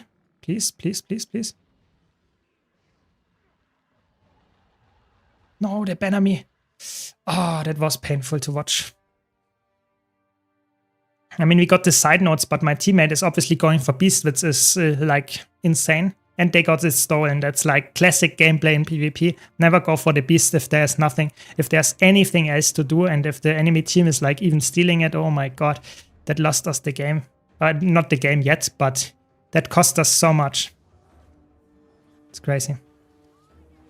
Nice, we dodged the heavy attack. Now we can just CC chain this guy. It's a rather annoying 1-on-1 to fight because they are really tanky, but I think I will win this in the long run. They don't have that much Condi cleanse.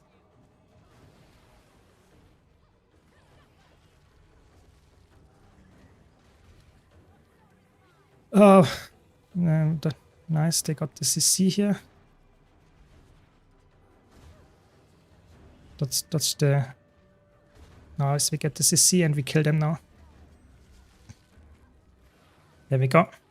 And now we can push mid again. Would be really fun if we had a PvC as an esport. Yeah, I think that would be so cool. I would love that, Patricia. I would love that. But I think they sadly have decided that long ago that it's not what they want to push. And I think it's also not coming back anymore. Yeah, see you, Sandori. See you. Thanks for trying.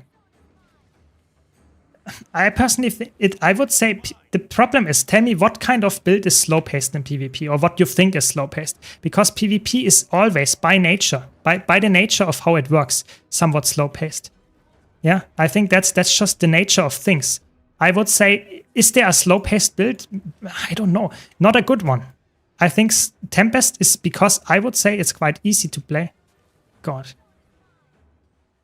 That's so painful to do. That's like 3 people are here on the Beast. And 3 people are here on me. It's so painful. I played this really bad, but I died just off point because I did not expect that I will just like get trained by 3 people here. So sad. Nice, you play. Visions of Eternity. That's good, final one. Very good, very good. Yeah, World versus World feels somewhat slow, that is true, but in PvP I think it's very fast-paced. It doesn't really matter what kind of build you're playing. Any build has to be fast-paced or it's a worse spec. You know, it's a rather bad build. It's just how Guild Wars 2 PvP is in a nutshell. It's like if you have a slow-paced build in general, typically it's a bad build. Even, like, I agree, it's like Sage Tempest has some spammy skills in there, but I would still say it's one of the easier to get into builds because it's somewhat like, it's quite linear what you want to do. Whereas, for example, like a Spectre or like even like a Power Mirage, they are way more like you have to make difficult decisions all the time to play the build very well. But on this build, like a Sage Tempest or something, there is not a difficult decision to make. You always do the same stuff. That's why I think it's like an easier build to get into. I think esports in general for all games is not as popular as it used to be. Yeah, that might be true, actually. That might be true. I'm not like, I don't have any data on that, but it might feel like that, yeah. So we have the problem that there is the full team here. 4 people. Maybe we can just go for this guy. They will just, this is just a support warrior. No, it's not. What is this guy playing?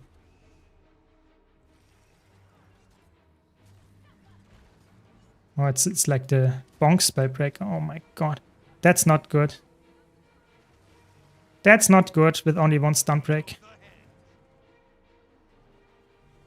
How many fucking people are here? 3 again. Why did we lose the map? This is a lost match, sadly. This is a lost match. I don't even know why I'm against 3 people where my team is like, what are they doing? It's crazy. I played this really bad, don't get me wrong. But this is a match that is very hard to carry. It's very hard. Doesn't matter where I go, because I'm just outnumbered anyway. It's nice that the layman, meta, and vault is done in 10 minutes per day. That is true, that is true. It's a good gold income. Big bonk. Yeah, this is a rather underrated build right now. Playing like a full like CC warrior. Doesn't matter if you're Spellbreaker, Core Warrior or whatever. Playing with maces, you have so much CC, so fast attacks, and a lot of vulnerability. You can burst the enemy quite fast. It's a really underrated build. And it's also very fun to play, to be honest. It's just very painful to play against as a one single like stun break class like this here. It's very, very painful. Yeah, and my team is dead. I don't know, they are playing against 3 people here, and they are 3 versus 2 at the middle here. It's painful. It's painful.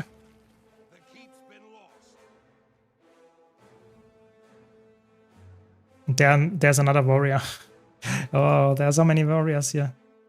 As a new player who is only half a month in, should I just go for a legendary crafted or go it the normal way? I would say legendaries is a good like long-term thing to go for, but nice. We got the corrupt on the stability instantly. I will answer your question after this match. Okay, just want to make sure this guy is so dead. It's actually not even funny anymore. They used everything to survive that.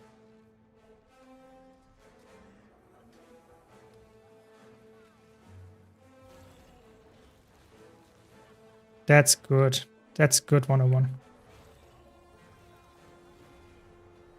Get the corrupt on the... It's so good. Let's go. Let's go. Let's go for a kite here. But doesn't matter too much, I think.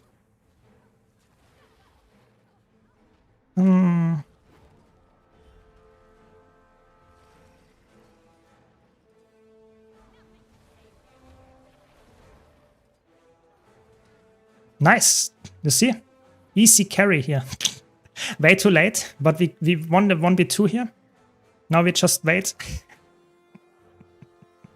It's good. But maybe we can win the match. It's not lost yet. I'm not giving up, you know. It's not lost yet, but it's definitely not like looking good. Not looking too hot here. Yes. Maybe we can win this. I will catch up in chat after this. But if they have 1 point, we already have lost. We really need to decap every single node.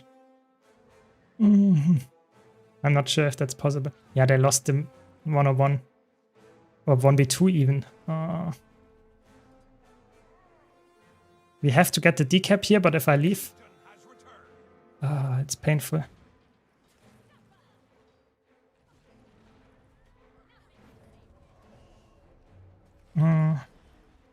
Let's go there. Yeah, if they have the node, we will lose. That's the main thing here. If they have the node, we lose. Almost got the interrupt on the heal skill. We get the decap here. Ooh, is that the comeback of the year? Ooh. Oh, my teammate lost far. Yeah, it's painful. I have my teammate is over rotating so much. It's crazy. Yeah, I mean, now they win probably from just having far. They will probably also go for beast. So if I can steal the beast and get the decap, that's still winnable. No, I'm joking. It's I will not get there in time. They will get the beast and have the cap and instantly win the match from that.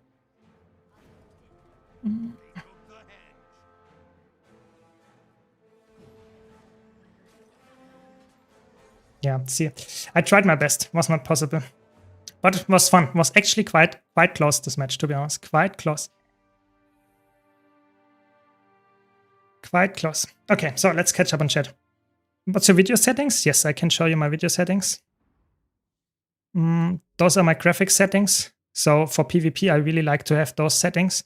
And it works well enough for me that it's not lagging at all while I'm streaming and also playing somewhat, hopefully, well enough.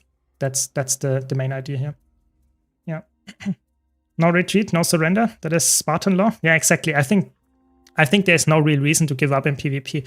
I think I want to get better, I want to have fun, and I think giving up like just because I think it's lost is never a healthy way. That's why I would rather play a little bit longer, even if I know the match might not be winnable anymore. Maybe I can still improve and have some fun. Yeah. What's your favorite PvP map? I think I really like Legacy. I think Legacy is one of the coolest maps in terms of kiting potential at the far nodes. I think those are really fun. I really like Kylo. I think Kylo is a fun map as well.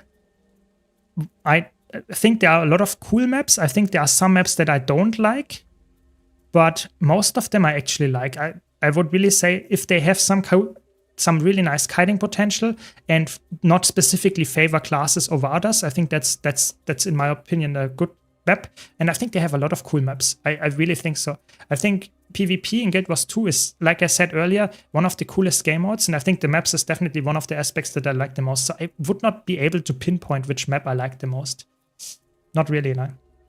Want my own instance for the tower, just for myself. I get to the top and have to wait one full round to get back in. Yeah, this is an old school problem, yeah. Back in the old day, they made this like PvP arena and for the clock tower, and that is definitely something they should improve on, because that's definitely a little bit annoying that you have to wait so long. If you fail or if you repeat it, if you succeed, it doesn't matter. You always have to wait the whole time, and that's quite annoying, yeah. What's your best PvP title? I think the highest rank that I got was 27 at some point on my main account, because I don't really care about rating. You know, I just want to have fun, want to get better at the game.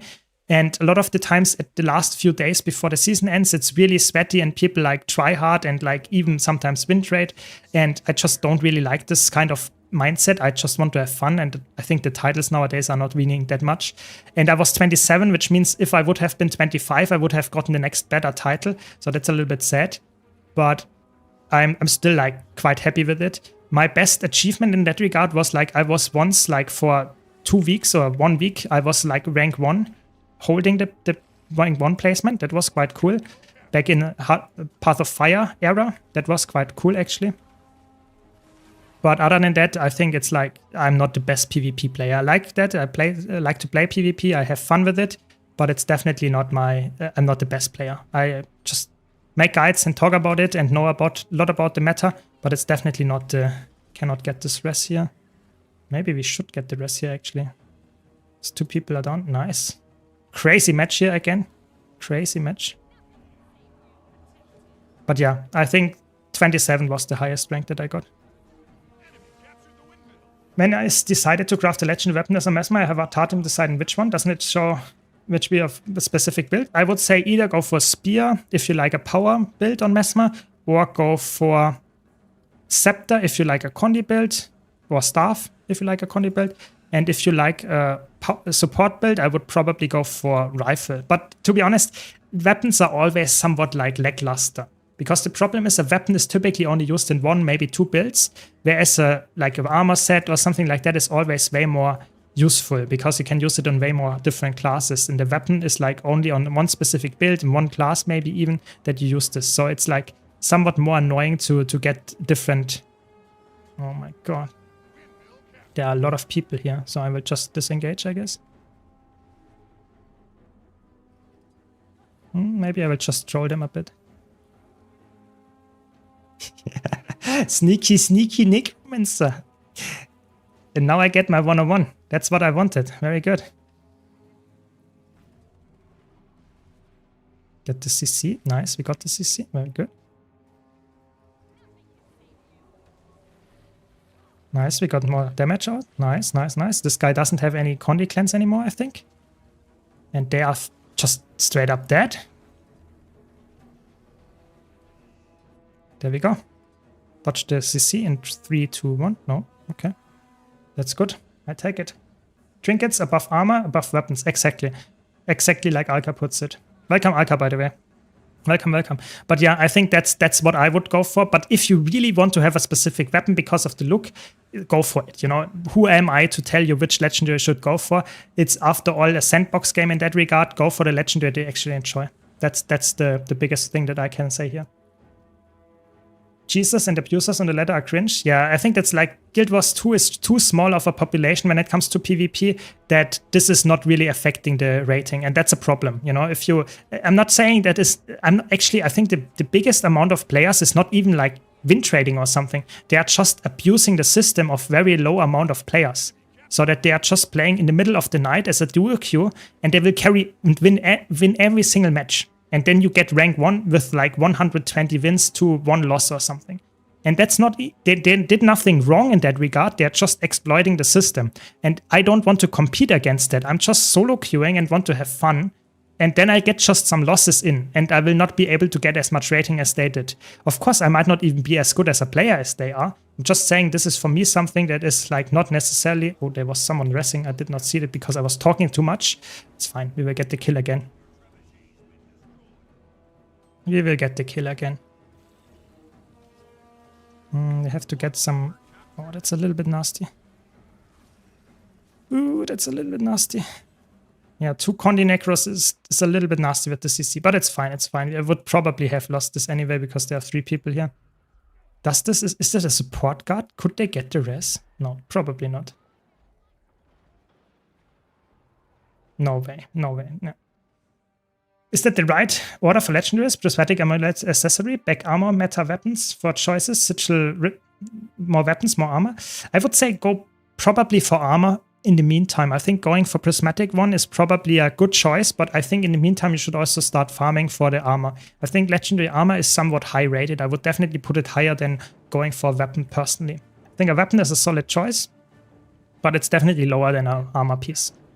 At least for me. I think armor is way more flexible. 1000 rated ranked matches as a warrior. That is a rare achievement. That is true. I don't have it on my main account. I think warrior is like, I played it decently often, but not as much. Thanks a lot for the prime. Really appreciate this, Sheva. Thanks a lot. Hope you're enjoying the stream. Ooh, there is a guardian. Please pull me. Yeah, nice. They pulled me while I have stability. Would they have waited like a second or something? I would not have stability anymore. Oh, I have unblockable while they have this thing up. It's fine. Thanks a lot. Another sub. Really nice. Hype train, guys. Very nice. Hope you're enjoying the stream. Thanks a lot, Liquid Groove. Thanks a lot for the prime. Let's keep it going for a bit. Let's stay hyped with Halloween and all the good stuff happening. Very nice. Very nice. Want to get Ultimate Legionnaire? Yeah, I think that's a really cool title just because not a lot of players have that. I think it's like... I think there are some titles that are really rare.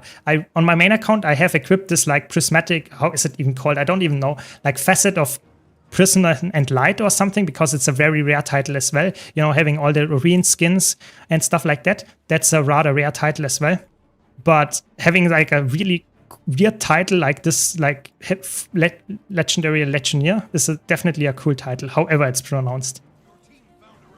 There we go, get the CC chain going. This guy is so dead. My god. I pre-activated this attack, if you were wondering, so that I get some Condi cleanses here and go back on the point here. I will lose this 1-on-1 or 1v2 for sure. Just want to make sure that I die on point here, so that they cannot like let me bleed. I don't even know if they would let me bleed, but I'm just making sure. Just give me bots for PvP and GVT. Yeah, that would be interesting, a decision to make, that you would have like that you have 1-on-1s only and you have some heroes that fight with you. That would be an interesting decision. I'm not sure. Miss Team Q? Yeah, I think it's like, if they would have like a 5-person ranked Team Q, that is like, in my opinion, like would split the community even more. Then you would only have like trial players playing as 5 players, and then everyone else that just wants to have fun would solo queue, and you would not have a lot of fun matches. I think it feels a little bit... The game is too low populated in PvP to make that work. In a real game, you should have that. Like, if PvP would be the focus of Guild Wars 2, yes, that has to be in the game. But nowadays, the PvP population is too low to actually, like, make that work, sadly. Really. I would like it, but it's too low. Before this guy got out of combat. Let me hit for a pull. Yes, nice. We get some nice CC chaining here now. Nice. And maybe we get the corrupt here as well. Nice. CC chaining. Do you have a stun break? Don't know. But he's dead anyway.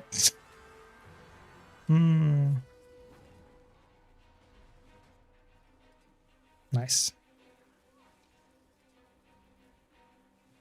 Top ladders, guys, gets +4 per win. Not even that much. I saw someone that played PvP a lot, and they were actually really good. They had a match, someone that I know very well, and I saw that on screen. they had a +0 match. They won a match and they didn't get any points for that. That happens actually. That can happen. That can happen, which is absolutely crazy. Yeah. Yeah, it's like PvP is like not... It's not the most populated game mode. It's a fun game mode. It's a lot of players play it casually, but if you want to go high ranked, my god, they are absolutely roasting me here with double. It's fine, we won. Very nice. Very nice. Yeah, gold 2 almost. We are getting somewhere. We are getting somewhere. Yeah, but not a lot of players are in the top level. That's just the high level PvP players is just way too low. So look at my win rate. I played this account 17-3 and I'm a gold 1. It's so good. It's so good. I really like this. Having like a 90% win rate and I'm in gold 1. It's really good. Starting on a fresh account is just fun. It's just pure fun. Okay, let's play some more PvE. And change the settings back so that I don't have to like crash my PC. Very good.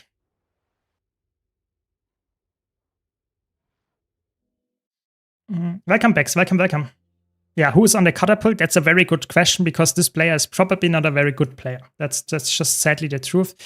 Never go to the trap. Going to the trap is not a very good idea. Not a very good idea. So where are we? We really want to push a little bit more the fractal level. So I want to really go higher than the normal fractal that I'm currently 42. I think I want to push a little bit higher. So maybe someone is here to help me push. What do we want to do? Maybe we want to do more 47, 45. Yeah, let's do my... Because people might join if I play 47, 45 and something again. I cannot open it, so I will just hope there's someone that can open it. Nice, they're already in. But sadly, got to go soon. See you next time. Thanks for joining. Thanks for joining. The final one.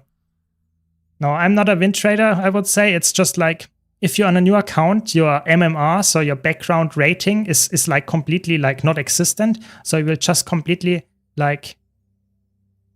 Wait, we can also go for higher ones. Give me a second.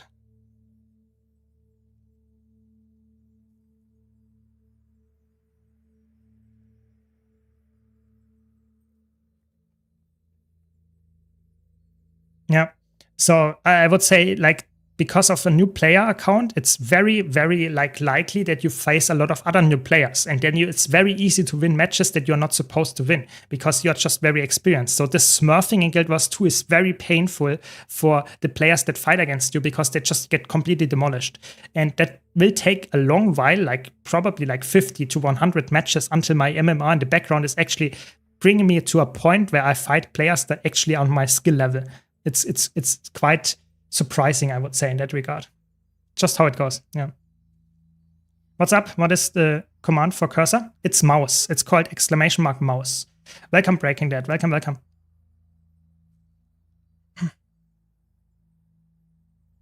It's on Steam? What?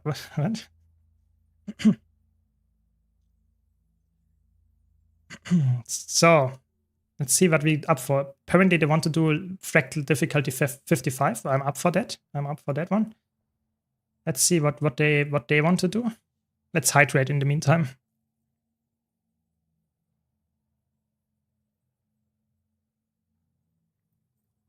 I'm up for any fractal that is higher than fractal 42 level. I don't care about dailies or anything. Just want to get some more fractal push. 3 more levels and I'm good. I can play, and next time on stream I will do tier 3 fractals. That will be very exciting. Very, very exciting. So what do we do? Probably. Okay, I mean Thaumanova is not too bad. We can easily do that. Let's see. Will get more challenging at some point. How much agony resistance do I need for that? I think I have enough, don't I? I think I have enough. 79 on the rifle, which I will probably stick around the whole time. Just in case, I will purchase a little bit more agony resistance. I can get 1, okay. And I can also put that here on my armor piece. Nice. And we are at 88 on this specific one. Do we have all of them equipped? Yep, looks good. We just need a little. We have to infuse the rings and attune them at some point. We also have to get a sanded back piece, and then we are good to go. Very nice. I currently have quickness firebrand. Does it matter if I make a power dragon hunter or power willbender? I mean, it depends what you mean with matter. I would say you have different gear that you need to go for. Power is a different gear set than a Condy build. That's just in how Guild Wars 2 gearing works. If you like want to fill different roles, I would definitely say it's very good to have a Condy firebrand as a quickness support or something like that, and have a power build, like for example, a power dragon hunter, power willbender. It's definitely a good choice, but you need to have different gear for that, so you have to be aware of that. But definitely I would recommend it to try out different builds for the same class, for sure. Both of them are fine. I think that, or all three of them are fine. Go for the one that you actually enjoy the look of. There is not a single one that I would say that's horrible. It's just more about you have a specific one that you like the look of more than the others. I would say personally, like a power build is typically in easy fights more recommended because they are like faster. They have faster kill times, and that's always better. But it does not really like, it's not a big difference in that regard, especially for a new player. So we deactivated it, didn't we? Yeah. Yeah, this time it worked. Okay. Move, move, move, move, move. There we go. I get latency with the Blishart mouse cursor. It's an overlay and switch to YOLO mouse. Does it feel like it drags behind your default mouse cursor? For me, it doesn't do that. You can see here in the top right, I think you should see that. Let me check. Yeah. You see that like the FPS of the Blishart, and for me, it doesn't drag behind. But I know some people have that issue, and if you have this issue, I would say then YOLO mouse is definitely the way to go. Like, absolutely, because it's definitely not having this issue. And Blishart is obviously an add-on that is not only made for that, but it's also like having other things on top of that. Yeah, so it's like an add-on for a lot of different things, not only the mouse cursor. That's just one of the smallest add-ons they have in there. But yeah, if it doesn't work for you that well, go for YOLO mouse for sure. I like Dragon Hunter the most, then I will go for that. Sure, Dragon Hunter is a really good pick, especially for fractals. Really, really good pick. A lot of try-hard endgame players play that. Even new players, it's just a safe pick. Yeah, good choice there. Welcome, Serena. Welcome, welcome. It's my first Halloween and it was too really enjoying the event. Exact the tower. Have you defeated the clock tower? Yes. I did it yesterday on stream. I was really surprised that I did it like on my second try. It's really like, it's just practice. Don't give up. And if you don't like it, you don't have to do it. But I think it's actually a fun like challenge. And if you like to challenge yourself, I think that's quite nice. But I know a lot of people hate jumping passes, especially ones that are under pressure, under time pressure. So just try to have fun. And if you don't enjoy it, don't do it. I think that's the general rule of gaming, I would say. If there's anything that you don't enjoy, just don't do it. I think gaming is all about fun. And if there's something that you absolutely like hate, don't do it. That's at least I try to do it like that. Yeah. And there are so many other cool activities with the specific, how is it called, with this festival exactly. Yeah. How would you transition from the quick play fractals to the regular ones? I found that there were special mechanics like the hammer one that I had no idea about. A lot of veterans got mad because I didn't know what to do. So I have a whole series about all the fractals on my YouTube channel. Yes, they are very like, it was one of my first series that I did on YouTube, and with the upcoming like, I would say reworks to raids and strike missions, I will probably do a full series where I talk about all the specific guides that, or all the specific fractals or strike missions or raids and make a guide about it. But right now I have for all the fractals completely well done guides, just a little bit older. Maybe the audio is not that well, not that perfect, but it still delivers the point. So if you want to know about how to do mechanics and stuff, you can check out my full fractal playlist. Like all fractals are in there. You can check them out. Should help you a lot to get going. But in general, just if you watch a guide once and you know how to do it, then that's good enough. I think you start in tier 1 fractals and slowly improve to higher tier fractals. So don't worry too much if someone is like flaming you for something. It's like a learning experience. Yeah, if you're not starting in tier 4 where it's like the highest fractal, you are going slowly and you are completely fine to learn in tier 1. And then you slowly, if you have more understanding and have more agony resistance, you can slowly go to tier 2. And then you go to tier 3, and at some point you go to tier 4. That's the normal progression. And if you reach tier 4, you typically should know all the fractals somewhat well so that you actually can execute them without a problem. Yes. Yes, and you can of course also check out a lot of websites like Discretize, Hardstuck, even Snowcross has encounter guides, of course. So just check those written guides out if you don't want to see a video guide. Yes, that's true. Very good point. What do you think about Gale Shot? I think Gale Shot looks amazing. I'm really excited about it. I will definitely give it a long try when it comes out. I think it's definitely, of course, the most like full damaging spec, which is completely fine. But I'm more of a support player, as you can see here, because it's obviously the role that carries more than a DPS build. So I will probably play it a bit, but after the expansion releases and when all the normal routine kicks back in and we farm all the daily stuff again and raids and stuff like that, I will probably play a lot of support builds. So more like Paragon, like maybe Luminary, a lot of Troubadour, stuff like that is a little bit more likely than that I will farm on Gale Shot. But maybe I will get the chance because it looks really fun.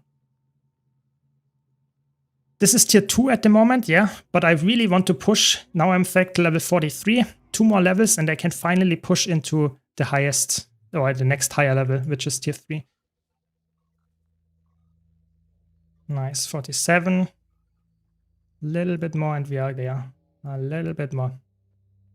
To be honest, for tier 1 fractals, you can just follow the group and tactic the boss for the first plus minus 15. Yeah, I would say tier 1 fractals are very, like, quick play is the perfect introduction to fractals, and tier 1 fractals don't change that much. Yes, there are some things that change, but not that much. So if you, like, just try to improve, that's good enough. It really doesn't matter if you know everything about it. As soon as you get into tier 2 and especially tier 3, I think you should definitely understand slowly how the mechanics work, because they get definitely more punishing there, and the players might not like be that good yet to carry you through the group, to the content. But I would say tier 1, it's like a very soft entry point. Wish you could request a duel with other player in the open world if you wanted to. I think Guild Wars 2 is just too casual for that. I think in PvP that would be fun if you would encounter someone and just, like, for example, right click on them, like you can now say inspect cosmetics. I think that would be really cool if you could in PvP say, I want to duel you just for fun. But in open world, I think that's very unlikely that anyone would either accept that or that ArenaNet would implement that. But in PvP, who knows? Who knows? Yeah, Paragon looks really fun, I agree. I think at first, when I saw it in the trailer, it looked really dull. But when I played it, I actually had a lot of, like, fun playing it. So I expect it to be one of the picks that I actually will theory craft a lot about, or at least play a lot, because it's a really fun spec. And that's good enough for me. I will definitely give it a long try if it's fun, even if the attacks are not like looking as insane as a lot other, like, very crazy attacks, like, I don't know, Evoker or Troubadour or stuff like that. I think it looks like a fun gameplay mechanic, and that's good enough for me. I will play it for sure. I will play it for sure. But yeah, I'm excited for the expansion either way. I think not only the new elite specs, but also the new maps, all the new stuff that will come out. Of course, all the new good stuff coming with the updates after that. For example, like the core feature update, like the raids, the fractals and stuff like that. Very excited to try that out and hopefully have some nice legendary skins that I can go for after as well. You know, it's like, after all, I'm somewhat of a collectionist. So I think that's really cool if we get some really nice things to go for. Hopefully some nice longevity as well in there, because I personally think if you have, like, legendaries that you can get in the first week, is a little bit boring. I want something maybe like the Oreen skins, yeah, that we get, like, immense amount of grind if you really wanted to go for. I think that's something that keeps a veteran interested like me, and I really hope that this will be in there as well. I don't know. I have no inside information if that's the case, but I really would like that. Yeah, absolutely. But who knows? You know, I'm just really hyped for the expansion. Maybe I will be disappointed, but I think it looks quite promising right now. I think it might be the best of the newer expansions, at least already because of the elite specs. But I think even without the elite specs, I think the new maps, the new skimmer mount and stuff, that looks quite interesting. I think looks quite fun to play around and to try out. Yeah.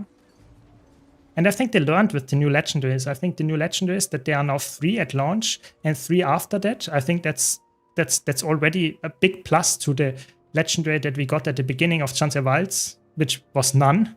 and then the spear and the backpack after that. I think it's... Or did we get the... we might have gotten the spear.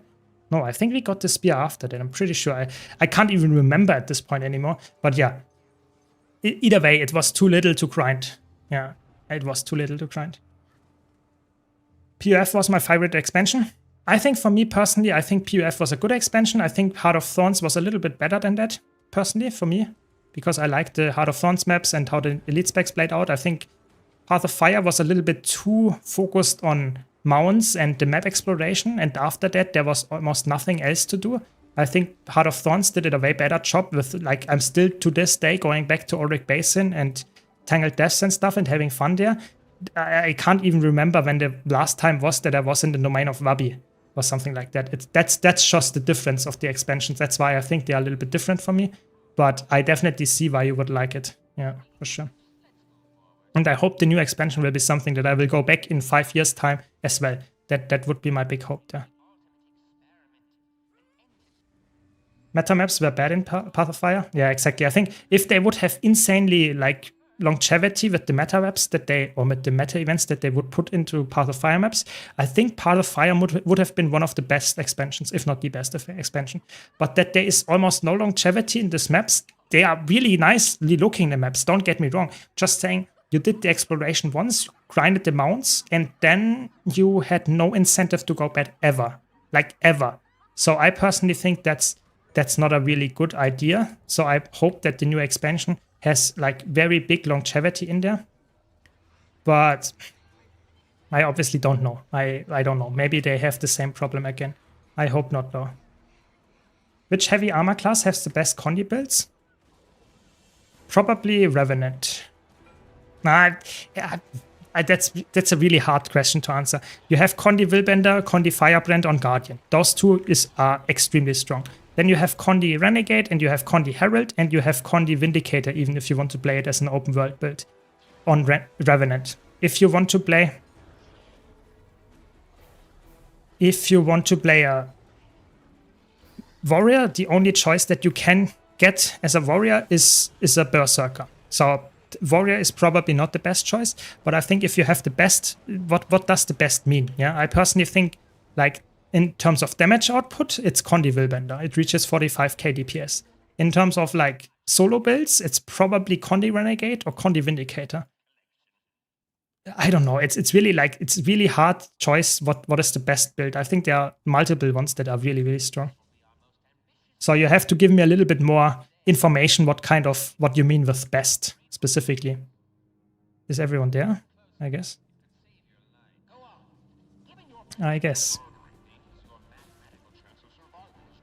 Very good. But if you have any questions, let me know. Let me go. Yeah, it's definitely more based on game mode for sure. For sure. I think personally I played a lot when Heart of Thorns came out, and I played a lot when Path of Fire came out. So I definitely have a bit of a nostalgia about those, like, 2 expansions. I think End of Dragons I did not play that much when it came out.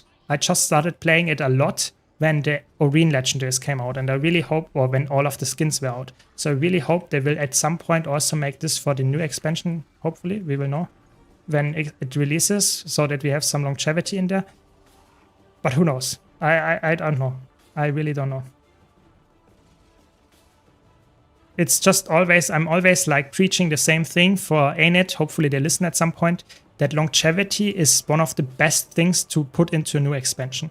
Because if you put a lot of things in there that make player come back to the game, that is, or to the expansion specifically, that is like almost a success in itself. Yeah. Look at Heart of Thorns maps. Yeah.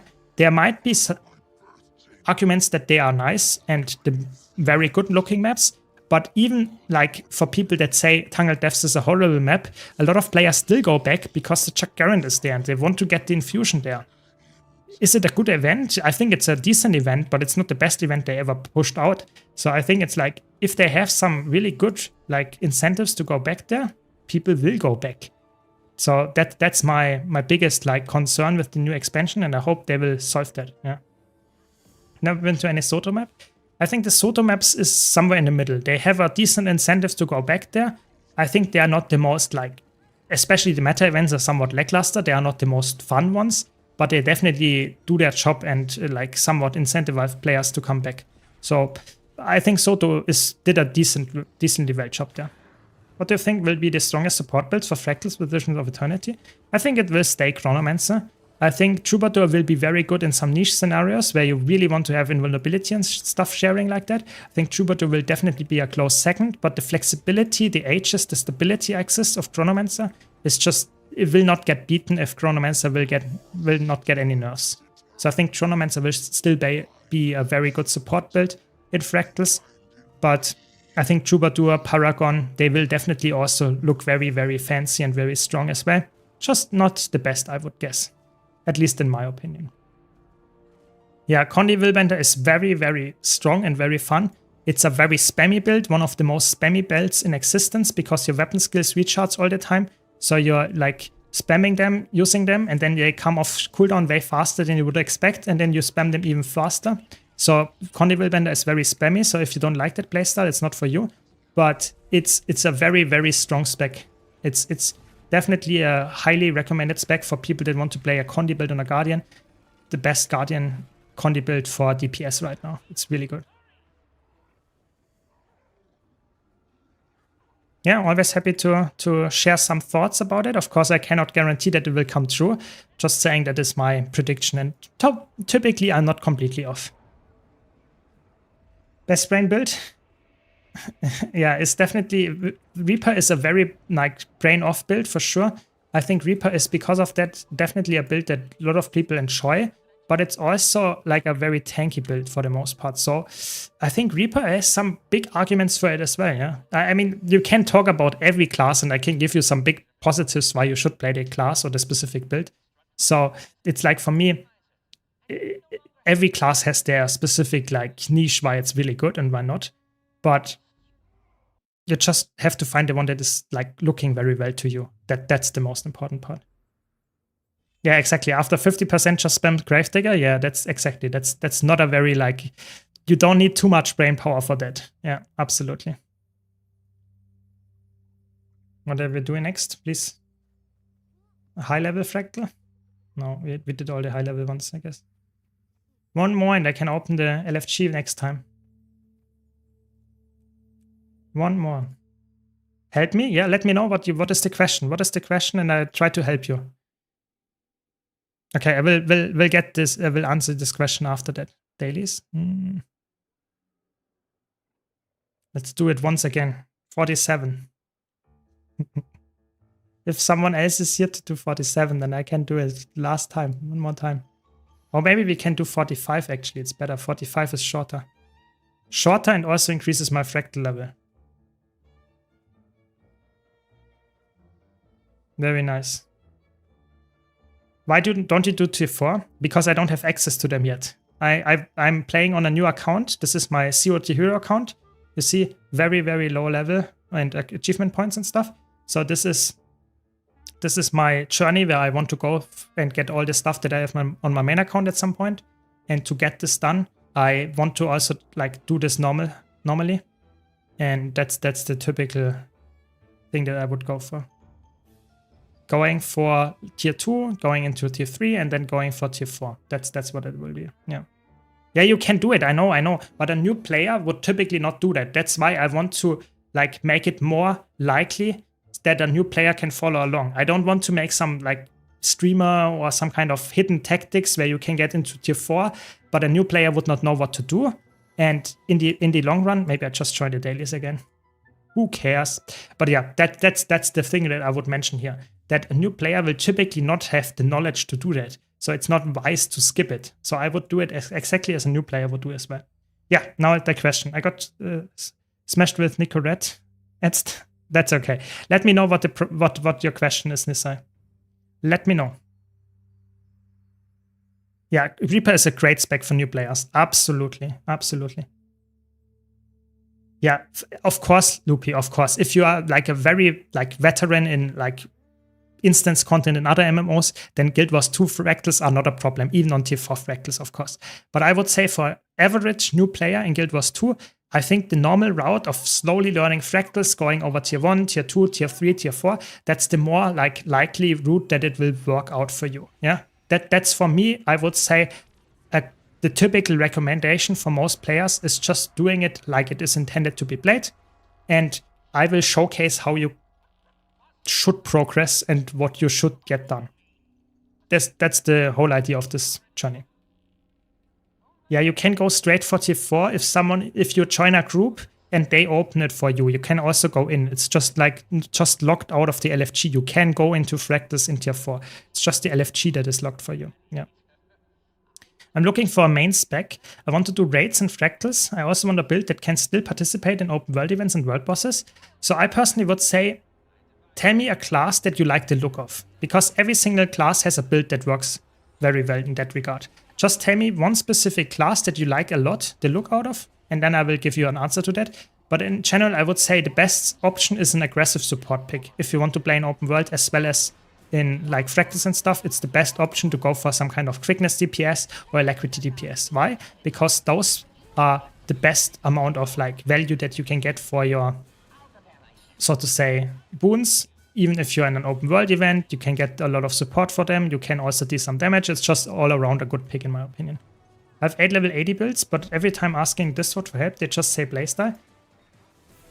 Yeah, it's like, obviously it's really hard to give you a like, say this is the build that you should pick, because there are so many builds nowadays. It's like really like what is the decision to say this is the build that works perfectly well for you. I think Power Chronomancer is really strong as a boon DPS. I think personally like Condition Firebrand is really good if you play it well. I think personally in Fractal specifically, a Power Alacrity Renegade is really good. I'm just naming some builds here that you can pick for every class that is, in my opinion, a very, very solid choice. What is another good one? Let me think a bit. I think Power Scrapper is top tier build, probably the best pick in my opinion from the ones that I just mentioned, because it's very defensive while being extremely offensive at the same time. It has a lot of flexibility with super speed and stuff. Probably my top pick right now is probably Power Scrapper if you have no preference at all. Yeah. If I don't have enough agony resistance, I will die instantly. That is correct. And that will also happen in tier 4, true. But you can still get enough agony resistance if you know what you're doing. If you have full ascended gear, you can get full agony resistance, even if you're not the fractal level that you need to be. But I will do the normal route of like slowly increasing my fractal level while also slowly increasing, of course, my agony. So you can just follow along if you want to see how I do it. Yeah. I'm a new player and I can't decide between Warrior and Ranger. What would you recommend? I think if you cannot decide, I think currently Warrior is a little bit less flexible in PvE. So in the stuff that I'm currently doing, for example, it's a little bit less flexible. So I think Ranger is a little bit safer pick for most people because it can fill multiple roles. It's very strong in a lot of situations, especially in solo builds. But Warrior with the expansion will get a really good spec as well with Paragon. So maybe it will change. But for now, I would say Druid is a nice healer, Soulbeast is a nice DPS build, and Untamed is a nice solo build. So they have everything covered in one spec. So I think Ranger for me is a little bit more flexible than Warrior is. So maybe that's the thing that I would recommend. But it doesn't mean you cannot play the other. Definitely not. It's still a very solid choice. Did they nerf the F1 reset for Condition Firebrand? No, they did not. It's just a 1 second ICT, as far as I know. I spoke with Concane, who recommended a Thief Condi Spectre build that just ended up healing in Halloween event and felt so squishy. I tried Ranger and it was more fun, so Soulbeast with Hammer. Yeah, I personally think, like, if you don't like this supportive playstyle of Spectre, I think Spectre is not necessarily the best recommendation. I personally think, like, an aggressive DPS spec that also provides a boon is probably better, but you can even play a full DPS spec like Soulbeast and have a lot of fun. But, like, it's really hard. If you say, I don't have any preference, I just want to have any build that I can play in open world, it's really hard for me to make a decision. You know, I play all the classes, I play all the builds. I cannot tell you which is the best build because I play all of them, so I have no preference there either. So I would say just start with one, try them out. If you have like already the characters at level 80, if you like how it looks, how it plays, stick with it. If you don't, swap to another class. And if you need more advice or more gameplay, just come by my stream, check out my YouTube channel where you see all the gameplay and all these things for the different classes and builds. And maybe that also helps you decide. But it's really hard for me to say this is a specific build. This is like the only build you should play. Because everyone has a different opinion on it. Thoughts on Power Holosmith? Power's Holosmith is I would say somewhat difficult, while also being not as like worth it for the damage output. I think Power Scrapper is straight up superior. That's the sad answer to that. It doesn't mean you cannot play it, don't get me wrong. I'm just saying Power Holosmith is like a little bit lackluster in terms of the output it provides for the difficulty that you need to put in. So Power Scrapper is better in my opinion. Is Herald an aggressive boon DPS? No, Herald is somewhat of a defensive boon DPS. It works very well in tough fights because it's so defensive, but it's not a very aggressive DPS spec, sadly. Or boon DPS. It's more like you play an aggressive boon DPS as a, for example, Deadeye, Renegade, Power Chronomancer, even Power Catalyst is extremely offensive. Reaches damage numbers that is higher than the normal DPS build sometimes. It's really, really good. DPS Scourge is a really safe pick. I would say it's not the highest DPS, but it's very, very safe. So if you want to like make sure that your party kills the boss at some point, you go for like a full DPS Scourge because you have to provide a lot of barrier, some Condi Cleanse in there. It's a really good pick if you just want to make sure that you will get the boss kill eventually. Is Virtuoso also super easy to play? I would say it's easy. It's not super easy, but it's somewhat easy, yeah. I think Virtuoso is one of the easier specs for sure. How are you keeping up with the gear? I'm actually doing quite well. I have full Ascended Armor right now. I have an Ascended Weapon. I have 4 of my Ascended Trinkets done. So I just need 2 more back piece and 1 accessory for the Ascended pieces. And then I'm done. Yes. So I'm doing quite good, I would say. Yeah. I just don't like that I couldn't spam attacks with running out of the enemy. Yeah, that is a little bit annoying. That is true. That is true. Then it's probably like more of a spec that you like. Probably some, maybe Guardian. Maybe you like the Soul Beast. Yeah. I think Willbend is a very fun spec if you like Soul Beast. I think Berserker can be a very fun spec if you like Soul Beast. They are quite similar in how they get playtime and stuff, how they feel. Yeah, this is what I would say probably. There we go. Personal Fractal difficulty 45. Very good. Trying out the specs with weapons in the PvP lobby, that's a good tip. That's a good tip, yeah, for sure. Just going in PvP, you don't have to level your character at all. Just go into PvP, try out the different weapons there and different spells and stuff and see how they feel. Can help. Of course, they might have different numbers, so a skill that hits very hard in PvE might not hit hard at all in PvP. Depends a bit, but it can like give you a nice like showcase how good a specific build feels to you. Yeah, good point, good point. I'm only looking for endgame DPS spec with provided boons and can you use in World vs. World? This is really challenging. I would say Scrapper is probably your best pick then, because it's quite flexible and it is really like really strong currently in PvE and is also very good in World vs. World. I would say Scrapper is probably a good pick for you in general. It's very nice, a lot of super speed to run around fast, you have a lot of damage, you're very flexible. I would say Scrapper is a very solid pick. Where are my allies? No one here. What's your impression of Amalgam? Do you think it will be strong as Soul Beast or the Ancient Fractals? Yes, I think Amalgam looks like one of the best specs for Fractals after the expansion releases. Yes, will be very strong. Indeed. Can't wait to try it, to be honest. This is so easy. It's so good. How did you get full Ascended Armor? I know you can get 3 pieces from the Wizard's Vault. The other 3 I got from strike missions. I just played some, like, 3 days per week, did the strike mission dailies, and did some Forged Steel. And then I got 3 pieces of Ascended Armor from the strike vendor. It's quite easy to get. It's like an investment of like half an hour for 3 days a week. It's really easy. So I played 9 days, aka like 30 to 40 minutes per day, depending on how fast the group was. And I was able to get all the loot profit shots for that. Really nice. Yes. Could you make a Power Holosmith guide?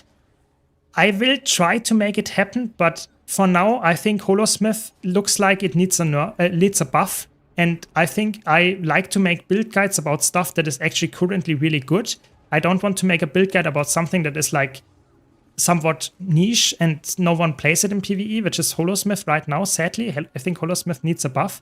As soon as they buff it, I can promise you I will make a build guide about it. But right now it feels like it's just like, why would people play that? If there's the Power Rival Mechanist, which is really easy to play, and there's Power Scrapper, which is just insanely busted, there is no reason to play a Holosmith other than you would like it. Yeah. And I think there are not that many people that actually play classes only because they like them, because a lot of players play the classes also because they are strong. And Holosmith is strong, but it's not as strong as Mechanist or as Scrapper. So at some point I will make a guide, don't worry. But right now I'm a little bit more focused towards classes that are a little bit more broken, I would say.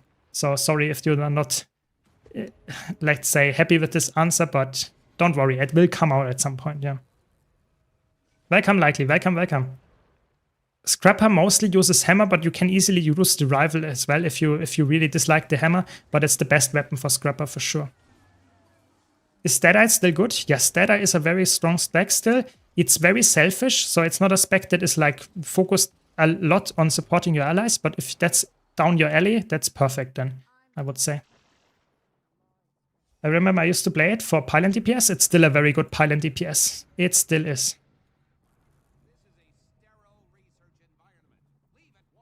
Yeah, I think typically if you like boons, I would probably go for Scrapper. I think Scrapper is such a good spec in general right now in PvE. That's why Holosmith doesn't shine at all, because Scrapper is just outclassing it in every single scenario. There is not a single scenario where I would say, I want a Holosmith, not a Scrapper. Because you have self-barrier that it generates, you have super speed, you can generate quickness for your party, you have permanent might uptime and stuff like that. It's just a perfect DPS or perfect quick DPS build. There's almost no reason that you would ever pick a Holosmith, for example, over a Scrapper. It's just sad at this point, to be honest. Yes, you can use Scrapper in all content. Yes. It's very good in World vs. World. In PvP, I would say it's a decent build. It's not like absolute meta pick, but PvP is a... What can I say? PvP is like, there are typically like 5 meta builds, and then you have like 100 builds that are decent, yeah, and Scrapper is one of the decent ones. And the meta builds will get nerfed, and then they will have 5 other meta builds. That's PvP in a nutshell, typically. Doesn't mean you cannot play the others. It's just like there are some meta builds that are currently like considered the top-notch builds. Does it mean it's the only ones? Absolutely not. I'm finding hard to memorize the Power Virtuoso Racing. Hard time. I think you can just stick to the spear and go and swap to the other weapon set. And if you like got the spear rotation down in your head how to play it, you can add the other weapon set. That might help. In general, I would say just be patient. That's the biggest thing that I can give you there. Other than that, it's just like, just try to play more. That's like really the sad thing here. Have you seen Aeon 2 Glass Showcase? They have a couple of YouTube shots on the YouTube channel. It looks so good. Yeah, I saw it. I was really hyped for how it looks, but the monetization, I'm really like, I'm a little bit downturned how the monetization looks of Ion 2. I really, likely I know you are really hyped for it, but the monetization for Ion looks like really horrible to me. It's like, it's not a game I would enjoy in terms of like how I get my gear and stuff like that. That's so painful, you know. It's a classic NCSoft game, and that hurts me, you know. I think Guild Wars 2 is so much better in terms of monetization. I get always like really sad when I see like games being like already starting like fully pay to win. I think that's just painful. Very painful. I'm not sure if I want to invest a lot of time into AM2 knowing that the people will just swipe and get like crazy progress.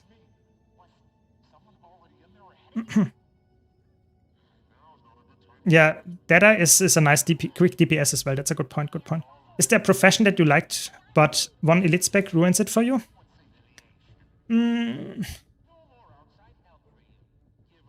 No, not really. I think there are some elite specs that I don't like to play that much because they are not down my alley in terms of like my headcanon or how I like the playstyle of them.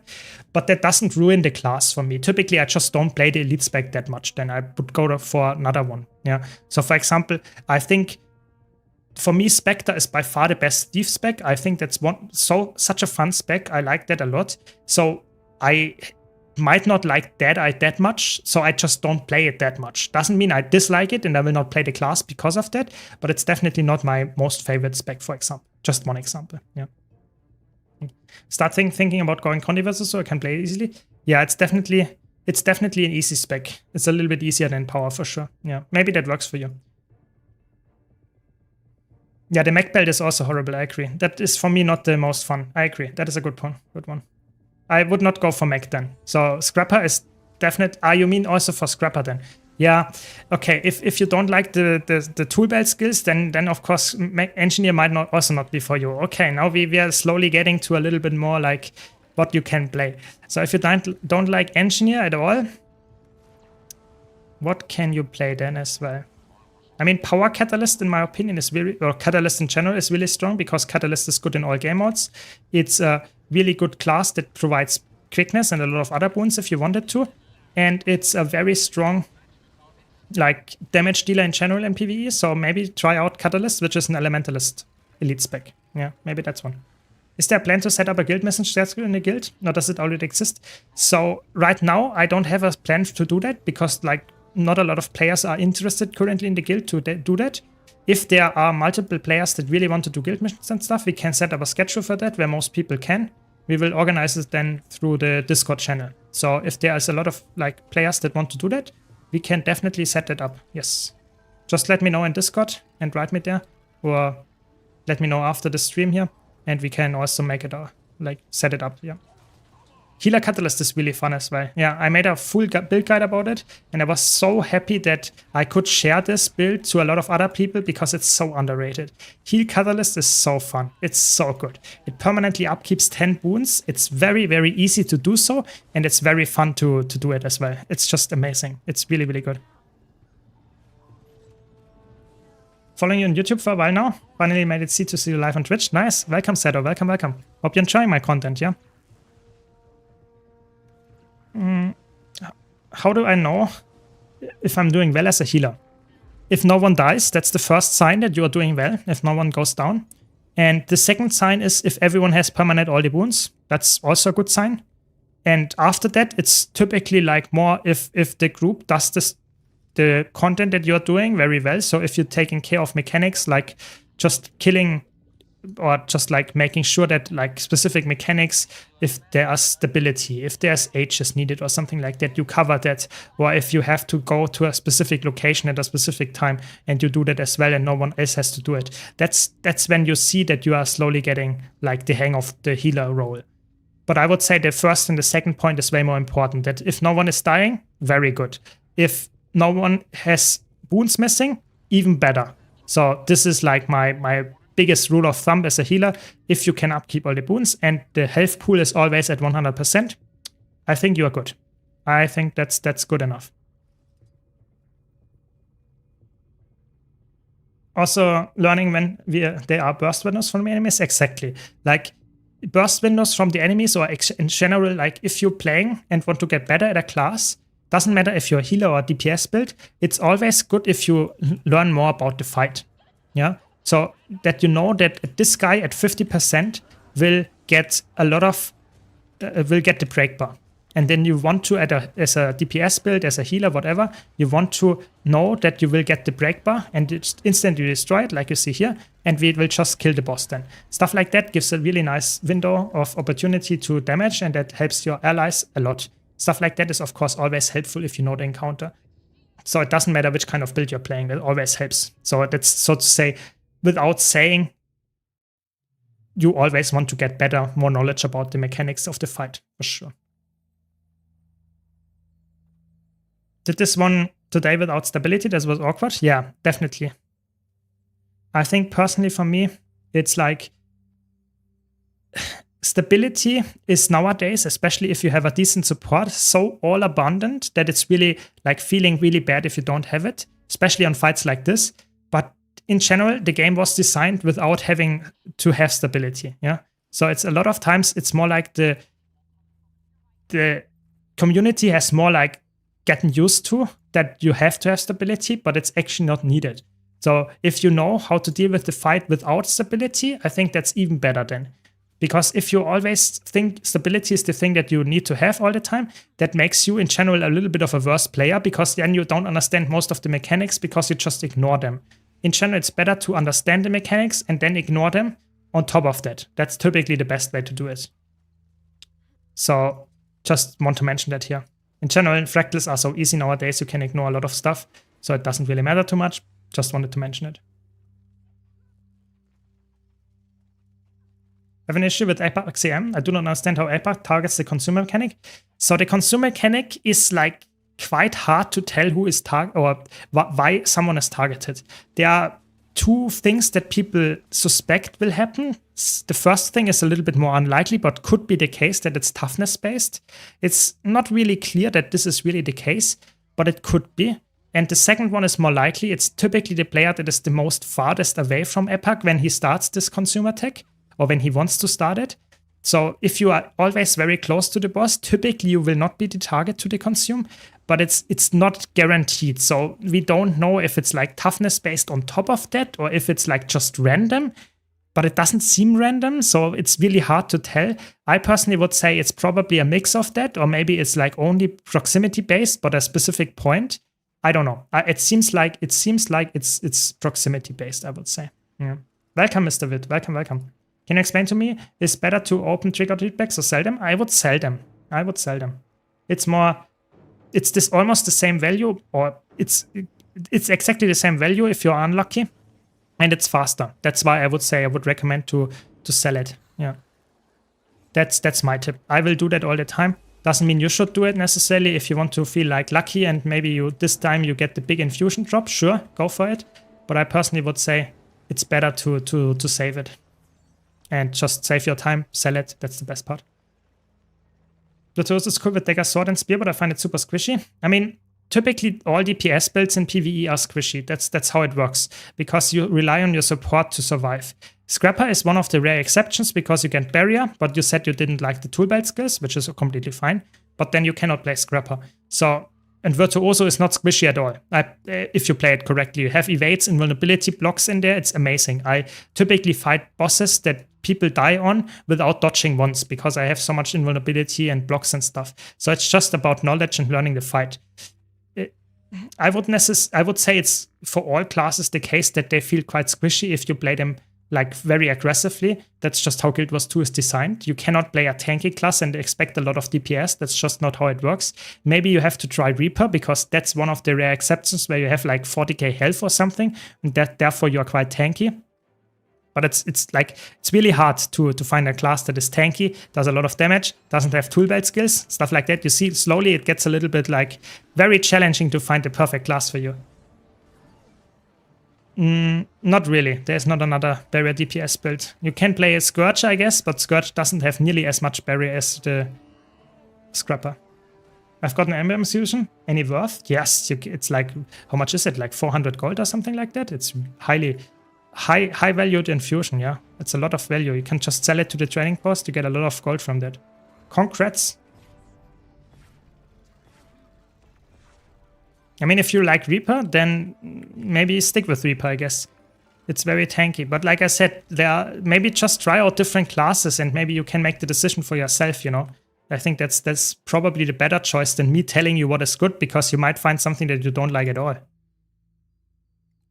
Just telling you. Yeah. Is Condi Virtuoso good at fractals and open world? Or should I just stop and bin a dingle on power Virtuoso? I would say it's better in open world to play power, just straight up. It's better there because you often kill the mobs very fast and power is just more burst focused. If you really want to switch and play Condi Virtuoso, it's safer a little bit, but it's a little bit weaker. So I personally would say if the Virtuoso rotation is also not that much easier. So I personally would say stick with power Virtuoso, but if you really dislike it, then go to Condi Virtuoso. Yeah. But I personally would say be a little bit patient and you will get there. Yeah. It's not too bad. It's really not. Yeah, exactly. Anything is possible, like Yuska pointed. Exactly. Yeah, that's nice if in my opinion matters. Yeah, I would say